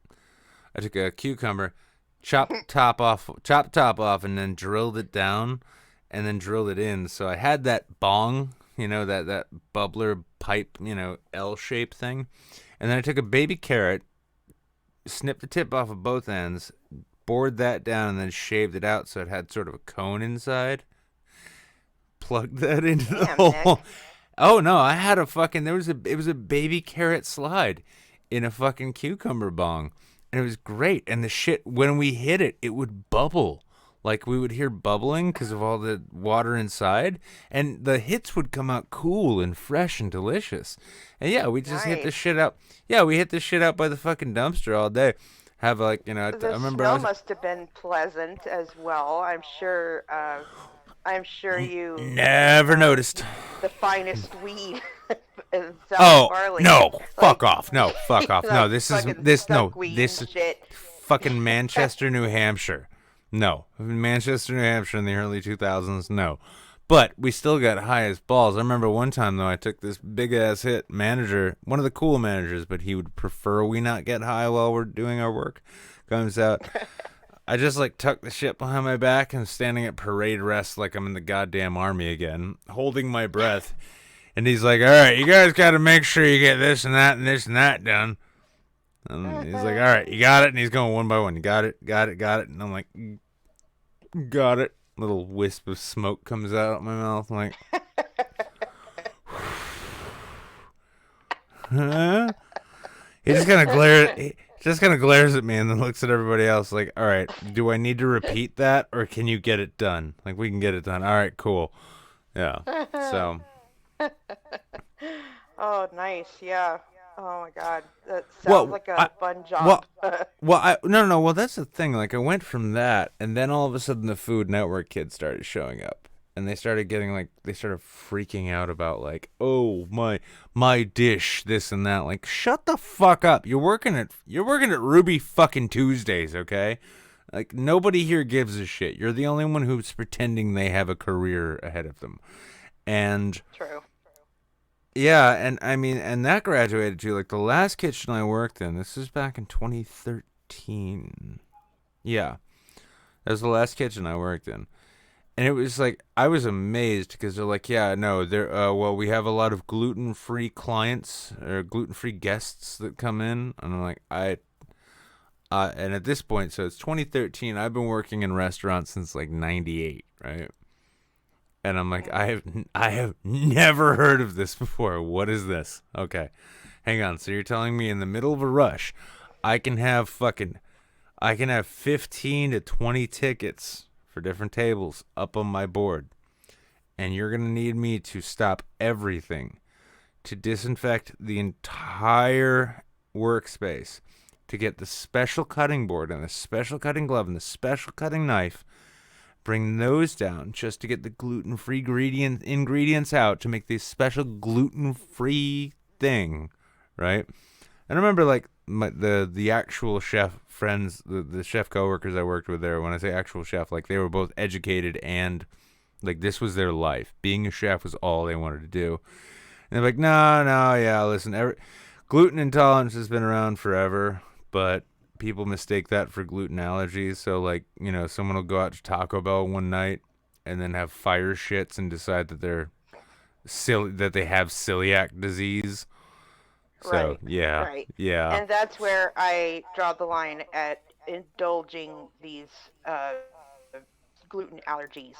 I mean, my hubby has weird symptoms other than the digestive stuff. It's like he gets his feet and ankles swell when he eats something that's heavy in gluten and that's soy, not good. Which to me it seems more like a blood pressure issue, which he has also had problems with most of his life. And you know, I mean, we there's all these weird fad diets and stuff, and I probably could benefit from cutting down on dairy and maybe my gluten intake because I have digestive issues as well. But honestly, I just believe in eating what you want and in moderation. And I think it's kind of unrealistic to expect all of us to just conform to this idea that we all have to watch what we eat all the time. You know? Yeah, it's like the kids with fucking peanut allergies, right? Like all of a sudden every fucking shit. No, it is. I just find it weird that like all of a sudden every school is nut free, right? Meanwhile, I remember going to school and like if you were poor, you got a peanut butter sandwich. Fucking deal with it. Like nobody fucking died. Yeah. Now I'm not saying the peanut allergies aren't a thing, but I gotta wonder if some, I've seen some of the people who are breeding these days. Let's say that, right? And I'm not sure that this is the genetic stock we want being passed on in the future. That's all I'm saying. I'm not saying allergies make you inferior. I'm just saying, in general, all of you, stop having children. Just fucking stop. None of our genes are worth passing on. Just fucking hang it up, ride it out. Anyway. It would be kind of interesting to study the mortality rates back when all of these things were not even a fucking thing. Like kids dying from peanut allergies or adults dying from peanut. When did this start getting such a problem? Well, in fairness, there's an argument I've heard going around that's gone around, which says the rise in cancer rates has less to do with us putting out garbage that people are consuming, and it has more to do with the fact that we just used to call it the spells. Poor thing gets the spells, oh yeah, no, she's got consumption. Oh yeah, mama's got consumption. Are you sure it's not cancer? What's cancer? Yeah, see? But, I mean, personally, at a certain point, I don't give a shit. That point comes very quickly for me, so I'll be honest with you. But it is kind of funny because, it's kind of shitty too, though, because people who do have celiac conditions, which, as was pointed out in the chat, that's like 1% or less than the population. The remainder have gluten intolerances, let's say. But again, that's sort of the same thing of like going to Taco Bell and then getting fire shits, And it's, I mean, as somebody who doesn't eat at restaurants myself, I'm tempted to say, I don't fucking care. It's like, but now that I know what those chefs and cooks have to go through, if I do go to a restaurant, I'm tempted to order a gluten-free cheeseburger just to make sure that I fuck their night up a little more than it needed to be. Yeah. My cousin has celiac disease, and she's the only one in the family that does. And my aunt, when she had to cook for her, she had to use separate pans, separate cutting board, separate everything. Yeah, Every time she, yeah. like, Oh, you prepare a can't let it separate get meal. anywhere, yeah. Yeah. I just, I really want to push Paul Joseph Watson and InfoWars into starting to say that, like dietary allergies are just a leftist conspiracy. They want us to pay more at the restaurants. So they say they have celiac disease. But what is gluten if not just food? Yeah. I'm going to send him I'm going to send him a DM. I'm going to make a burner Twitter account and be like, hey, I'm actually I'm a deep state insider with the FDA. And I got something to tell you, bro. Yeah, turns out gluten makes us live longer. And the government's been pushing this shit on us so that we reject it. So that we say, fuck gluten. So that we can just pump out kids who will be slaves and die before we can teach them about the deep state, bro. So. And besides, gluten-free bread is crap. It tastes like crap. It's usually sold in the frozen aisle, which it just makes it even worse, and Yeah, it's fuck so this- nasty. Fuck those people. Exactly. Yeah, You know what? fuck 'em. Yeah. Fucking, you gotta, you know what? Do you know what we call gluten intolerance in the real world? Darwinism. That's right. If you Yes. can't survive on the food we give you, you die. That's how it happens. Anyway. That's Yeah. right. So Mickey Picky, best of love to your husband in that case. Do you got anything? You got anything you'd like to leave us with tonight? Anything? Any thoughts? Any ideas? Anything at all? I don't know. I'm going through quite a bit. My housing is kind of screwy right now, and I didn't get promoted to a permanent position yet because of that incident I had with a coworker a couple months ago. So I got extended for another temp assignment for another 2 months, but they want me to be a perfectly aligned employee for a couple months without incident before they hire me permanently, or actually before I'm allowed to apply for a permanent. So they're getting on my case, and All right. So don't murder any coworkers. I and promise you'd be good. not to. Yeah. Well, I appreciate that. I like it. You're like, I promise not to. My response would have been, I will do my best. But anyway, Mickey, been a pleasure talking to you as always, love. You have yourself a good evening. And I'm going to dump you into the after show room. Jables was kind enough to realize how annoying it was dumping people in a waiting room. He gave us a boot room. So you're going to sit in the boot room and admire some boots. So have a good night. All right, Nick.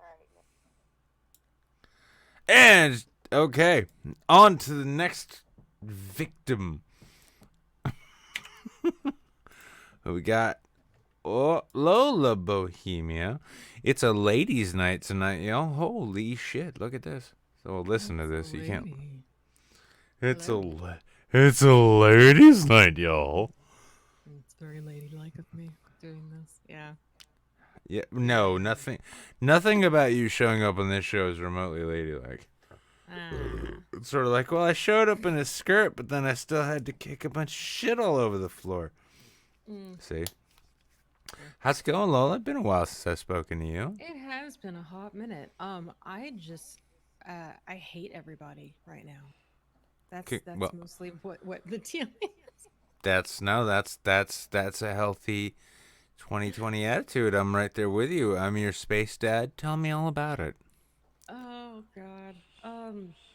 Just it's weird. It's kind of like some people just want to be upset all the time. They don't really want anything to progress forward. They just still. No, I don't. I don't. No, I don't. But I don't know why you're singling me out about this. And now I'm all. Continue. Sorry. Oh, but it's to such a laughable degree. And okay, so I don't know if I if I've told you this part about me, I think I have actually, that I went to a strange boarding school when I was younger. It's like a cult thing. And so I Um, didn't get like a proper so education. you were raised in a cult. Yes. Okay. It's like an offshoot of Scientology, kind of. Um, Okay. but we had we I had a just really want to good check. I just want to double check. I never gave you my phone number, right? You never gave what? I never gave you my phone number, did I? Okay, good. Anyway, continue. But we actually had a really we got a really good education, and you know, I'm thankful for that part. But I'm realizing now that most high schools, they don't teach, you know, people about how the government works. Like, this is how a person goes to jail. This is how a person gets convicted. Yeah, it's called civics. Yeah, they don't teach civics anymore. That's why they don't teach civics anymore, and that's why people like Ben Shapiro and Hassan Piker exist. Well, it's creating a bigger problem, because it's also why people think that Chris Hansen can come in like a superhero and save the day. No more. Yeah, no. But this is the thing. I mean, here's the thing. You know, I think I've got a bit of a theory about this. Right? It's a work in progress, so it's imperfect. But well, I've noticed. Right. So let's roll the clock back to 2014. Yeah. There was this burgeoning sort of online new media set, and that was around the time that, like, you know, because of course you had like your PewDiePies and all of your Markipliers and your big like, hey, it's goofy fucking gaming shit for kids, but it's being done by people who have no media training and just do what they want to do. And that came out, right? And then all of a sudden we start getting these like new media political people, and they show up and they start giving their retarded hot takes about shit, you know. Well, a lot of people latched onto that and started thinking like, oh, this new media thing, this is how society works, this is how civilization functions. And now we're at a point, and this is one of the things I genuinely fucking hate about YouTube. If it's not the mindless, like, doe-eyed LA dipshits sitting on their fucking kitchen floor vlogging about inane shit that most of the people have no connection to at all. It's this obsession with, like, you know, tabloid-style identity focuses. So, like, you know, the Onision question, right? Onision is a predatory piece of shit. Like, that kid, that fucking dude is a fucking human nightmare. Period.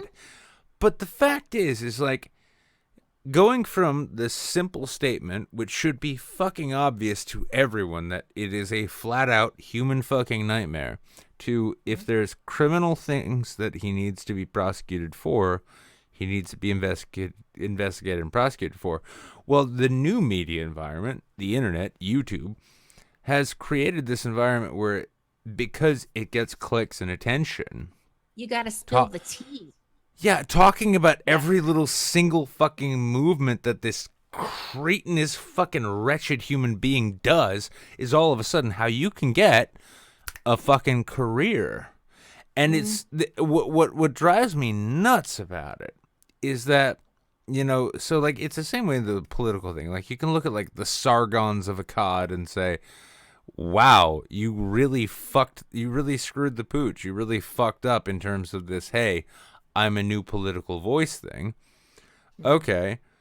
But it's like people have like taken to this notion that like whoever has a big following is worth listening to because they have a big following. So if you get a big following, shit talking Onision, that means anything you say and do about Onision is worth paying attention to because it's important somehow. When in reality, this guy is just, I mean, Greg is nothing more than one of another fucking, like, he's a part of a massive fucking pantheon of creepy new media fuckbags who've been using their position in some cases to groom and fucking molest kids. Now, if we're taking them down, that's great. But if the point of taking them down becomes it's a media circus that everybody can celebrate, then congratulations, you have just made being a creepy sex pest into a fucking career path. Mm-hmm. And it drives me fucking nuts. It really does. And I mean, I see a lot of people I respect and like going down the Onision rabbit hole. Like, hey, I'm just going to turn into a fucking like part-time fucking abuser hunter. When, like, if you're coming across this shit, right? If you find this shit, the first thing you should be doing if you have bona fide fucking evidence of malfeasance and abuse is turning it over to the authorities, not producing a video. You shouldn't be like, hey guys, I've got a new video on this predator coming out in the next couple days. Stay tuned. No, I'm sorry. You are as complicit in that predatory nature, in that case, as the predator themselves, because you are exploiting it. You are finding this horrible shit that's happening to other people.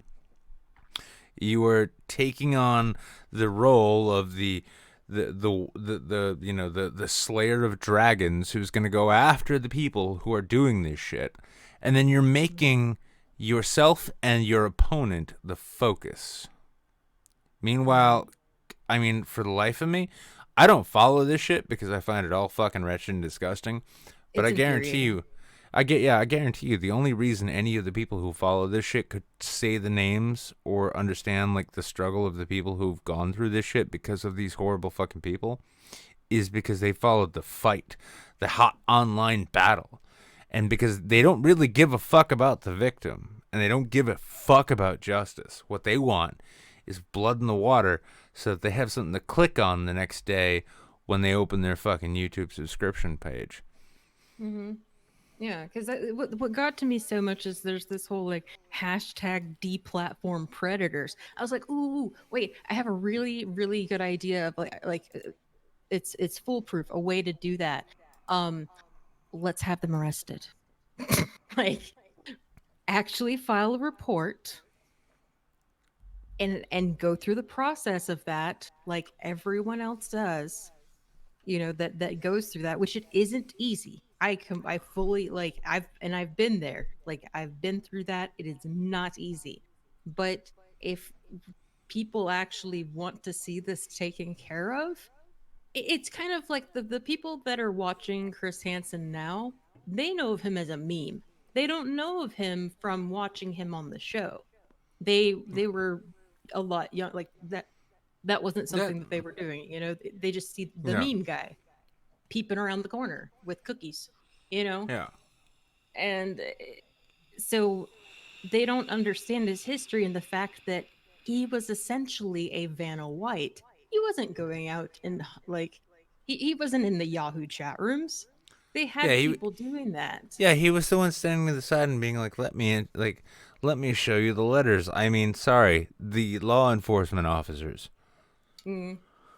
Yeah, it's no, and this is, I mean, well, this is the thing is like, this is what like the problem with like people like to celebrate the notion of the new media, online internet media as being, you know, it's ours. It's not just us watching, we're a part of it. Right? And so, like, yeah, with certain shows, you know, like with this show even, too, you can, you know, if you're part of it, you can jump in, become a part of it, and if you, like, part of the community, you become part of the show.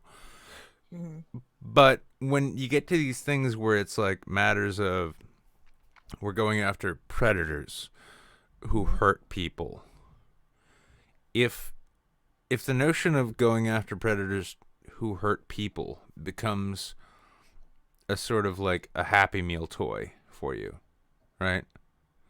Like if it becomes a thing where You know, it's I'm here because this is what I am entertained by.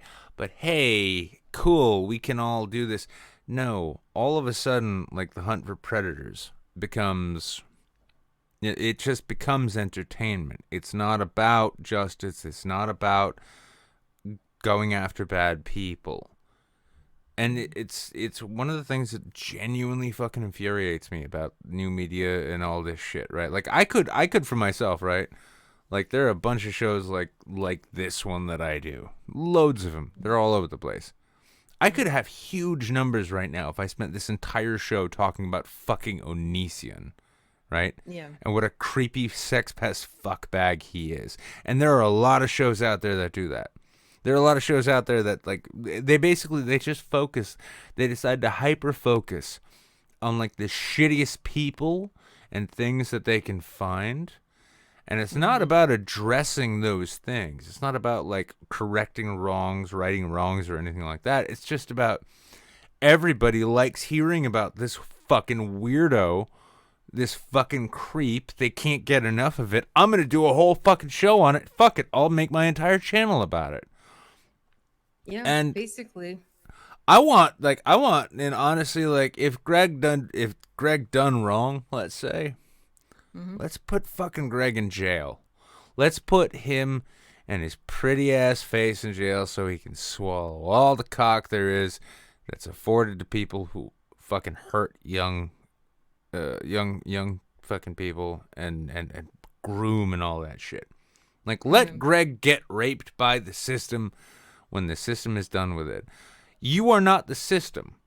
YouTube is not the fucking system. No. Mr. Repsion, Blair White, Chris Hansen is not the fucking system. And if you're going to leave it up to these fucking people, we might as well bring back Scarlet fucking Letters. And I'm not trying to defend Greg here. But honestly, like, if we've decided that the new court is the court of clickbait YouTube opinion, we're fucking done. We're fucking done. There's no fucking point in any of it. Send anyone who's accused to prison and let anybody who accuses them get rich. Because there's no fucking point. And the same people who are all into this are like the same ones who are like, I believe in due process and free speech. Do you? Do you understand the weight of what it is you say? Because if you don't, you need to shut the fuck up and go back to watching cartoons.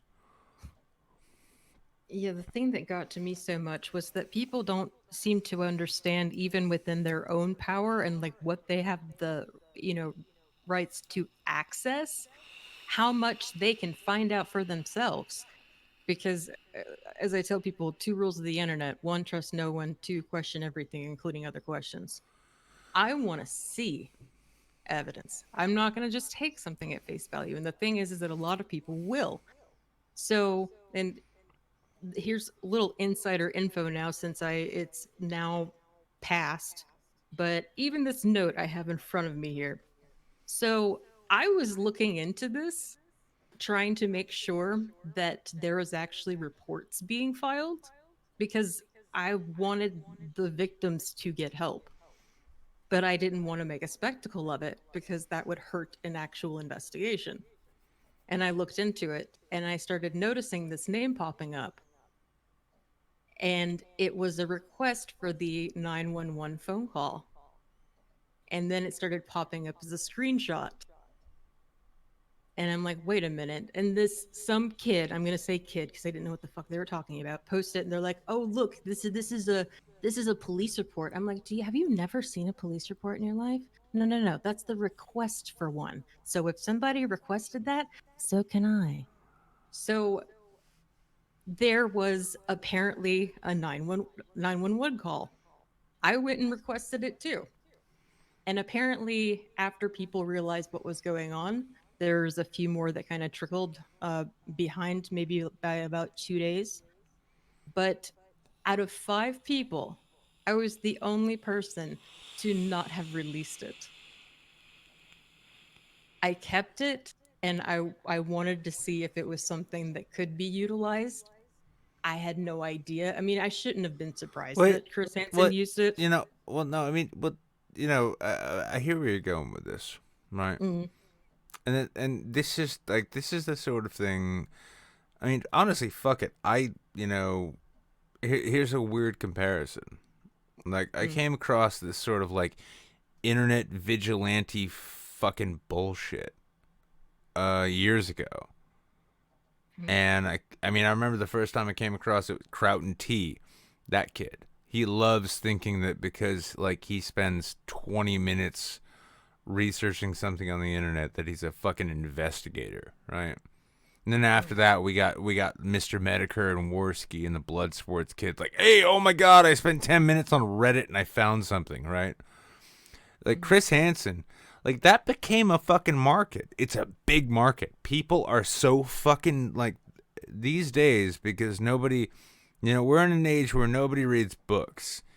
They don't read books. Instead, they read half of a blog and then make a decision, right? Yeah. And so with that, now we've got these people like, I mean, Chris Hansen, he's actually, it's funny because it's like it's almost like an OK Boomer thing. Chris Hansen was like, welcome to Catch Predator. I'm a big TV star. Everyone knows who I am. And I'm out here serving justice like Dog the Bounty Hunter in a suit. Okay. And a turtleneck. A new turtleneck every week. Yeah, what the fuck? But then like that starts like, all of a sudden nobody's watching that shit. That show doesn't exist anymore. What does he do? Oh, I'm out here trying to catch predators. Make sure to subscribe to my YouTube channel, like and share, and subscribe to all your friends. I'm sorry. If you're trying to do serious work in terms of going after people who are predatory, which is good work, do that work. But if you're going to follow that with, make sure to like, subscribe, share on Facebook.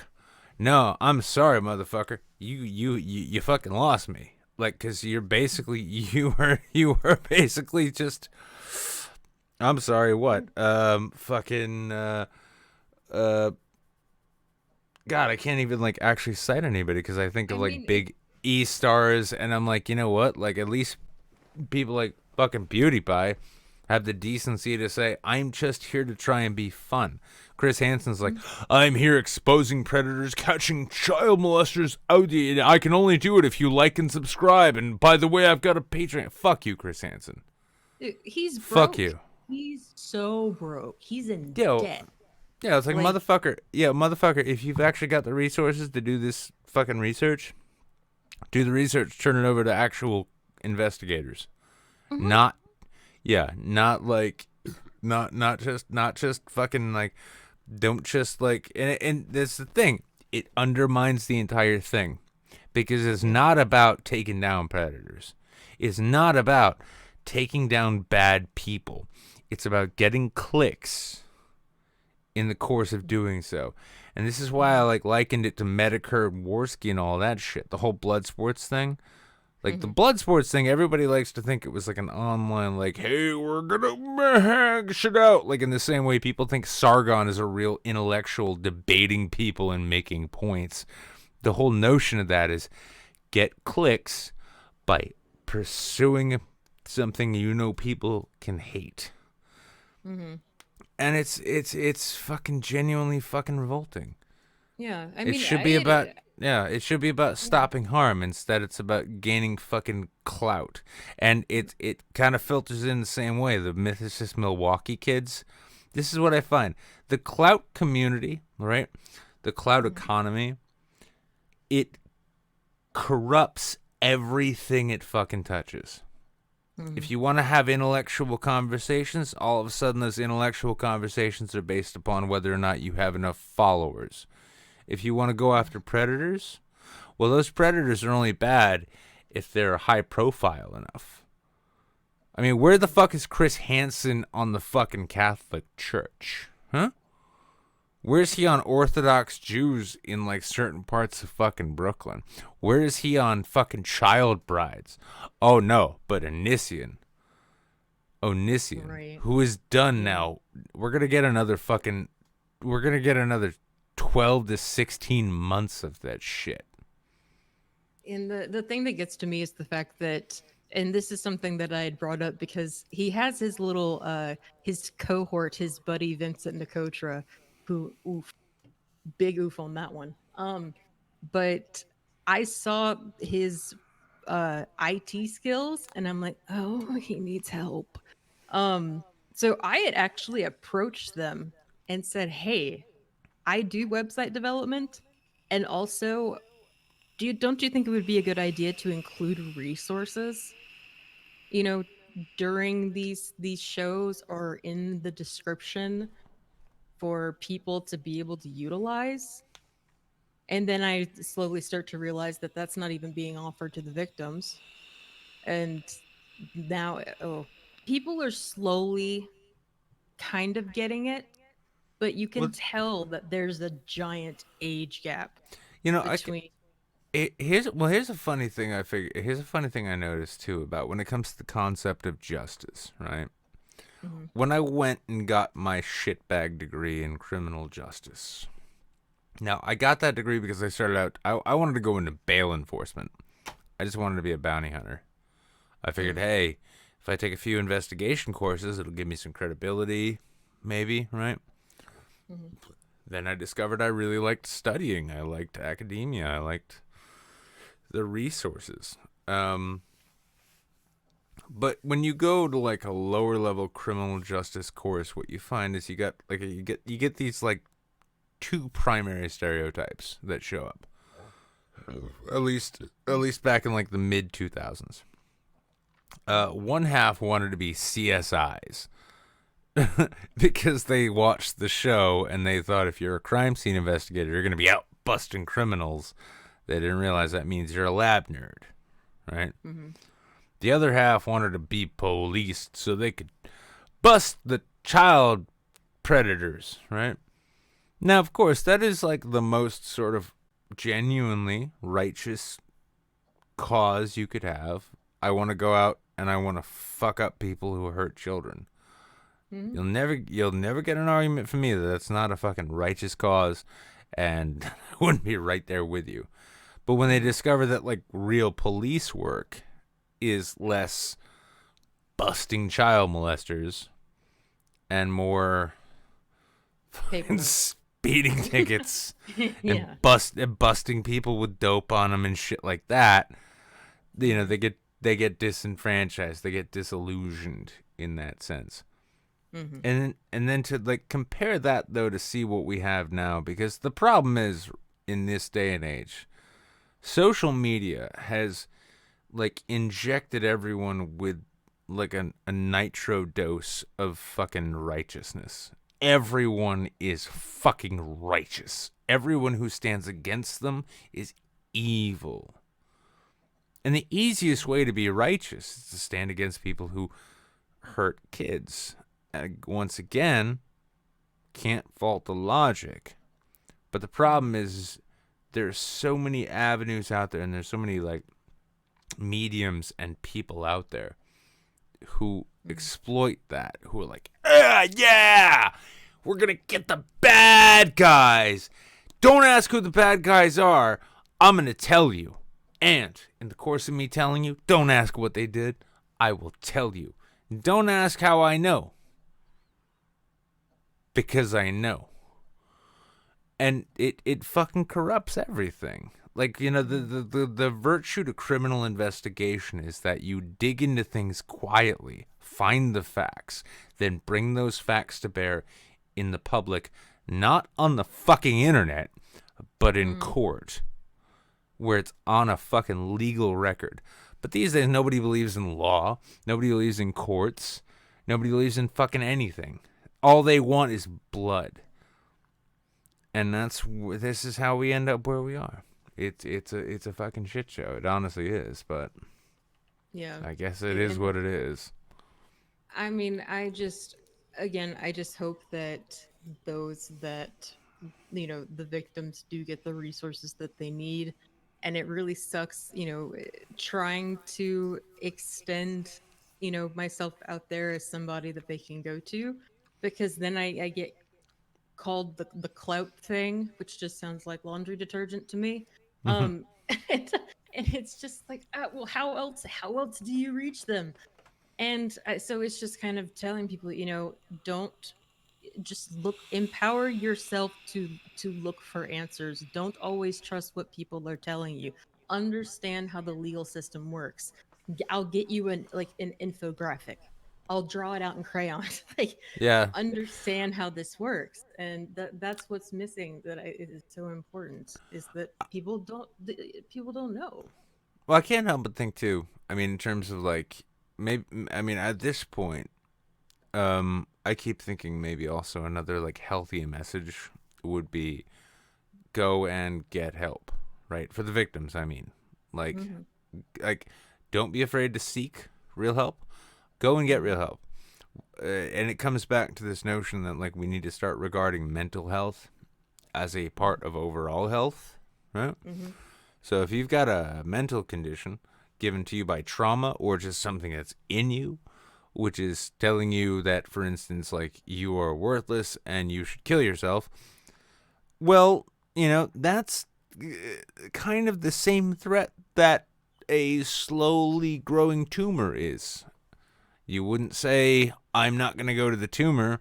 I'm not going to go to the doctor about this tumor thing because it's made up and I don't believe in it or whatever like that. I mean, a lot of victims of this shit, they go out into the world and they think, well, I'm just supposed to survive. It's fine. I can survive. I can do it. Because initially you feel that way, right? Yeah, you go like on autopilot. Yeah, well, whether you're a victim or not, like the notion in your head is like, well, okay, well, hang on. I'm not suffering this thing now. It's over. I'm fine. I can move on. I can go forward. It's fine. I don't need help. There's nothing happen. And then, this notion that, yeah, you can actually get like scarred and diseased in your mind, in your psyche, by virtue of these awful things that happen. That's a real thing. You need to be cognizant of that. Because if you're not, it will eat you to death. Yeah. But, I mean, like, listen, this is all a bunch of boring bullshit. I will be moving on, Lola. So, listen, I mean, if you want to take these last few moments to, like, praise the, e-celebrities who've, decided that the best way to make money is to exploit horrible situations, by all means. Otherwise, do you have anything you'd like to promote or shill or like? Well, now that I've stopped, trying to get my own point across with that whole thing, finally am having some scam baiting videos pop up, which in itself, the Hanson thing was giving me practice of getting back into it, because oh boy, were there a bunch of scams in that. You should see some of the websites; they're atrocious. Oh, they're so bad. No, I don't need to see any of those. Okay, it's just at least me and a few other tech, IT nerds kind of just looked at it and we're just like, "Are you serious? Are you serious right now?"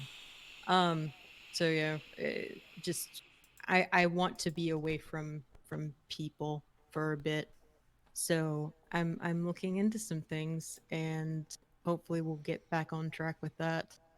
But I'm just too nice. Well, mahalo and mahalo magandi. I'm still working those out. Thank you, Lola, for coming in. It's good talking to you again, love. You too. Take care. So, have a good night. Night. So, I'm already over the 2-hour mark. So, for the remainder of the show, I'm just going to bring in these... honestly, these people you're about to hear from, you are very familiar with, and they're just always sort of here. They're part of the show. And so here we go. We've got Ben. We've got Jables. We've got Habib. Guys, let's round this show out, Bill Maher style. That's right. Okay. I'm gonna get high and realize and realize that my Have you guys ever tried DMT? Yes. No. That's actually one drug I've avoided. Oh, I'm going with it, but honestly, did any of you catch Joe Rogan's? Did any of you catch Rogan's interview with Robert Downey Jr.? I've caught highlights. Yeah, I caught that. No, I mean, the last thing he was, the last thing I caught from him was John Carmack. Oh, the John Carmack one. Yeah, I mean, I don't watch him a lot. Like, whenever he gets someone interesting, I would watch that. But other than that, like right now, he's like the last thing that I saw on his YouTube channel was he was interviewing who's that lefty guy who's friends with Kyle Kalinske? I forgot his name. Anyway, just like Jimmy Dore. Yeah, Jimmy Dore. Like, I saw that and I was like, do I want to listen to Jimmy Dore for 2 hours? Like, come on. I don't know. Joe Rogan and Jimmy Dore have pretty good chemistry. That was actually kind of a fun one. Yeah, I mean, Jimmy Dore requires good chemistry in order to be entertaining. I'll be honest. I've watched his stand-up and Jables. We talked about this. We talked about this on the last show, and there are times in which you can say, okay, that wasn't for me, and then there are times when you can say that was just bad. Jimmy Dore is a shit comic. He is a shitty comic. Atrocious. Well, he's a lefty Dave Rubin. Oh God, yeah. I wanted to push back on that, but I really can't. No, I think he's more conspiratorial than Dave Rubin. Well, no, he's a lefty. Habib. In fairness, Jimmy Dore's more honest than Dave Rubin. Yeah, Habib. Also, in fairness, like literally, like anyone can come up with like a redeeming quality when a comparison to Dave Rubin is made. Okay. That's sort of like, Dave Rubin interviewed David Duke and they agreed a whole bunch. Well, the thing is David Duke really believes in what he's saying, as opposed to Dave Rubin. Yeah. Oh, okay. Yeah. Yeah. He's got a cardboard cutout of a fucking morality. Yeah. No, but hey, listen, I don't know if you guys are on Twitter today, but speaking of Dave Rubin, like, did you know he's a small business owner who struggled and scraped and had a really hard time, and now he pays for his own employees' health care, not because that's required by law, but, because he's just such a good guy. Because he has a multi-million-dollar business, and he should do that anyways. Because well, no, but listen, he's an entrepreneur. And as an entrepreneur myself, I looked at what he said and I thought to myself, you're right. I've been fucking this whole thing up. I've been being honest with my audience. I should have just been finding an audience that would agree with things that I could say to them that they'd give me money for. And then after that, I didn't coattail hard enough.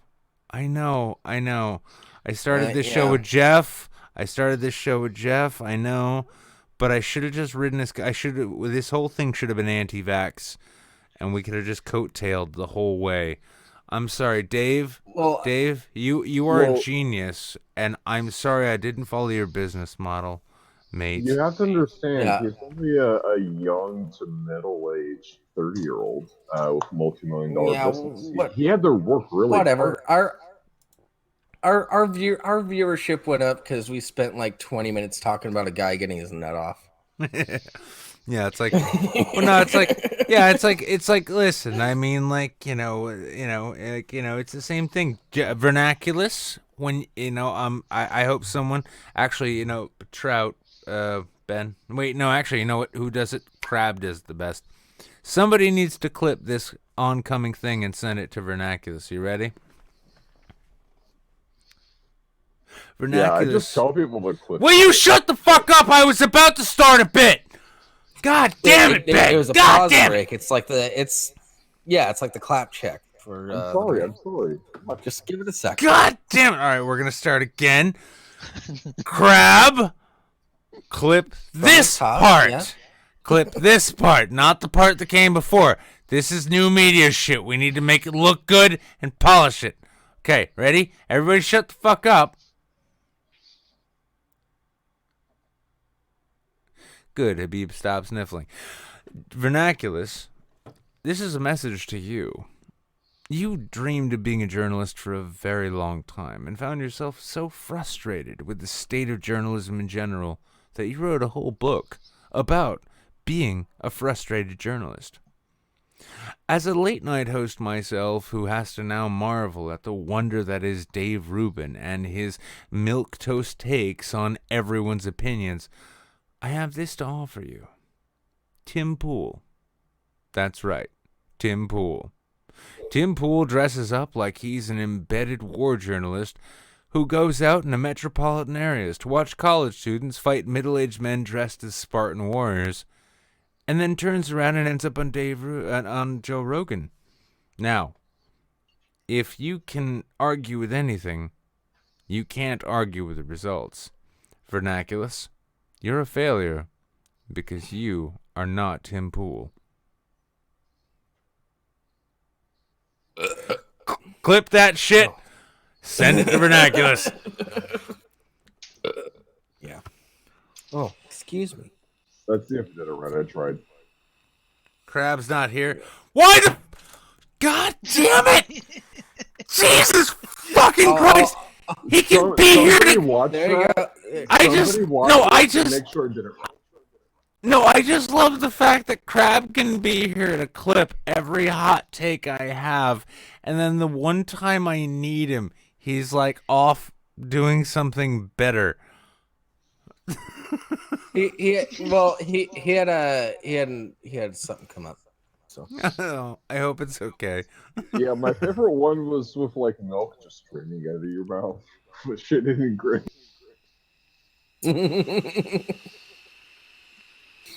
That was a fascinating night. Yeah, Deanna, that doesn't mean that he didn't have something come up. Just because he's at a bar, that doesn't mean shit. Honestly, well, no, I go to I the mean, bar if all he's the time to write jokes. Yeah, Jables goes to the bar and hopes to make things come up for other people all the time, and then take them home. I do that and get in trouble. God damn it! Nobody goes to my local bar. It's dead. That's kind of why I like it. Yeah, Ben. Also, you say you do that and you get in trouble. That's because they're not openly gay, and then you post it on Facebook. Okay. Thing is you bring a boy home, you gotta let him let you know. Okay. Okay. I'll try to remember. Also, Ben, roofies are not a pickup line. Hey, I've never done that. Fuck off. Yeah. No. Hey, listen, Jables.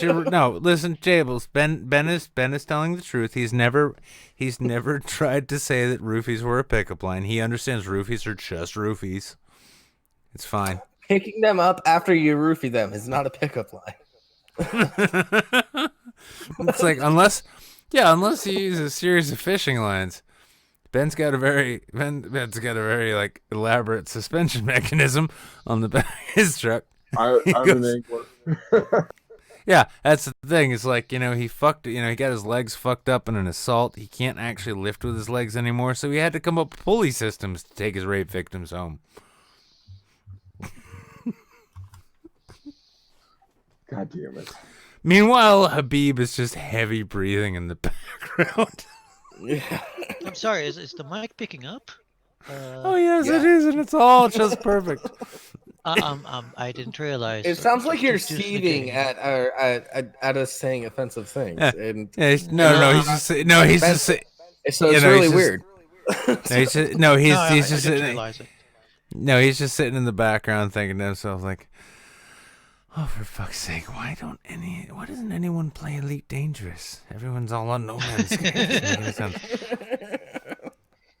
By the way, Twitch, if you're not subscribed or following, I'm about to run a 180-second ad simply because I noticed I could. But most of you are here for the goodness, so yeah. If I can run this ad, it's fine. And also that fucking weird German band. I love it if they get the whatever fucking YouTube money is for this. Also, the YouTube people are still watching. There's a whopping 11 people there. Now, I'm seeing there are 14. Yeah, I'm seeing there are, 14 watching? Yeah, 13 watching? Everything. Things over are on balanced. Twitch. Yeah, which means that 2 people from Twitch have not decided to open new tabs and watch on YouTube as well. So, yeah, shame on you guys. The 2 of you. Fuck you people. I'm doing my You're part. I'm yes. Yes.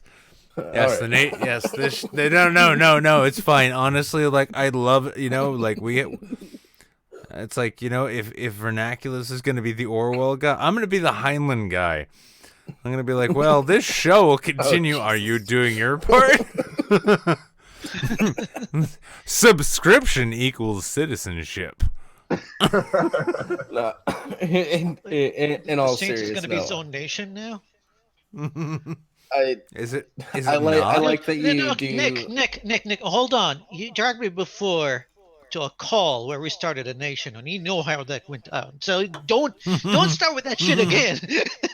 Well, no, it's actually really interesting that you mentioned that because I've been working on starting a cult lately. I've been talking about it for months now on this show. We did. Don't listen. Habib and I literally did that. And no, don't. It Here's got the thing. cringy. Yeah. Let's. No, yeah. In case. Hang on. In case. It's a very different. It's a religion. Not hold a, on. Not hold on. Hang on. Jables. Honestly. Honestly, I'm gonna do the fade transition so everyone can see my face when I say this. Okay. So, for posterity, if anyone is curious, Kekistan was created by, well, it was named by me. Well, the meme, yeah.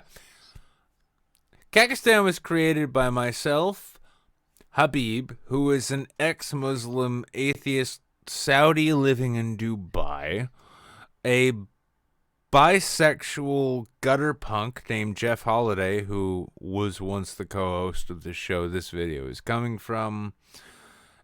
Once at the time, he was an actual liberal guy, but he's turned more into the Sargonista, Brexit, Trumpist sort of bullshit, but I'm not going to mention his name, but at the time, very liberal dude.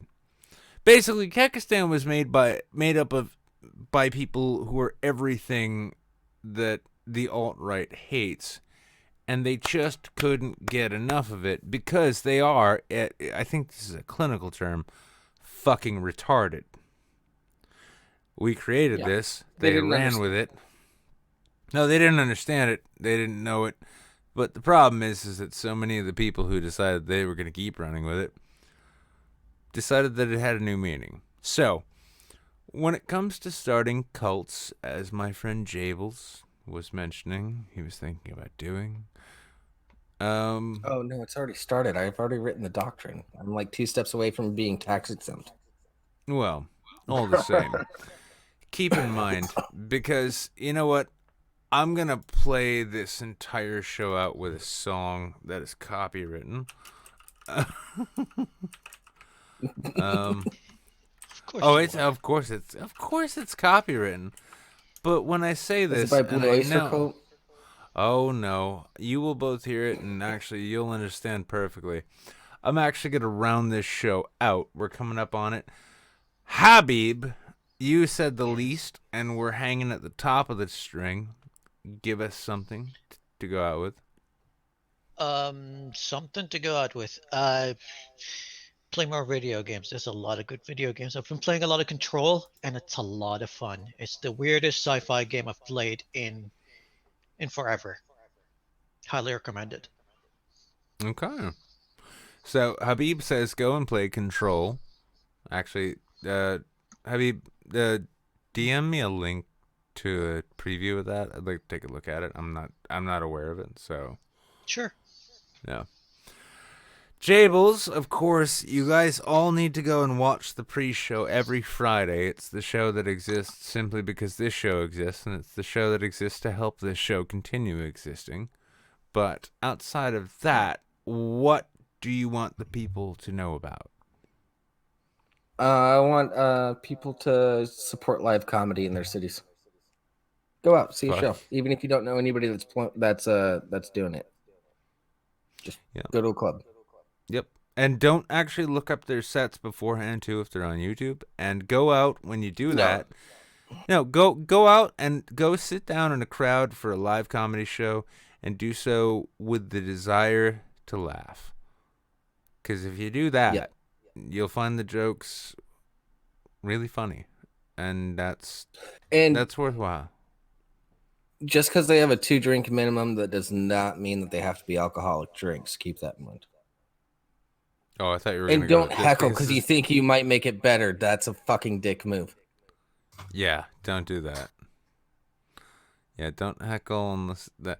The only time it's appropriate to heckle is if the name of the comedian is bigger than the name of your town. Fair? Yeah, that's fair. Yeah, fair. All right, Ben, what you got for us, boyo? Nothing much. Watched the pre-show. It's been about 4 or 5 years since I've been to live comedy. I need to do that more often. But yeah, watch the pre-show. Cool. Well, with that all being said, yes, I'm going to actually bring us to a place where. The fuck is that? No, that's not right at all. Oh, it was the wrong thing. That's why. Yeah, so that's the end of this show. It's been a fucking fantastic ride. Mickey Vicky donated 80 bits at the end. Like I said, Chris Hansen's show is responsible for hundreds of pedophiles getting off on an entrapment defense. Can't say if that's true or not. Haven't looked into it, but yeah, it's a bit fucked up. Fuck you, Ben. Thank you for the bit. It's less than a cent at this point, isn't it? Fuck you Ben. too, buddy. I fucking go straight to hell. You go straight to hell, and I'll meet you there. But yeah, that's been the thing. I'm gonna play us out to this copywritten song, which I want you to keep this in mind. Habib and I and Jeff and a few other people, at the unfortunate behest of the Sargon of Akkad, created Kekistan. And it was funny for a while. And then it stopped being that. Oh, you mean Sargon? I did a live stream taking the political compass test and found. Good night, everyone.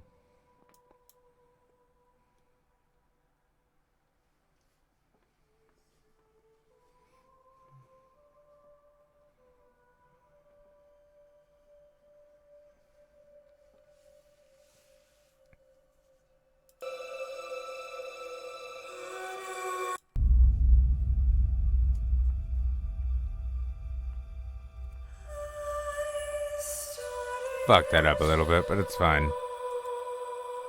Good night, everyone.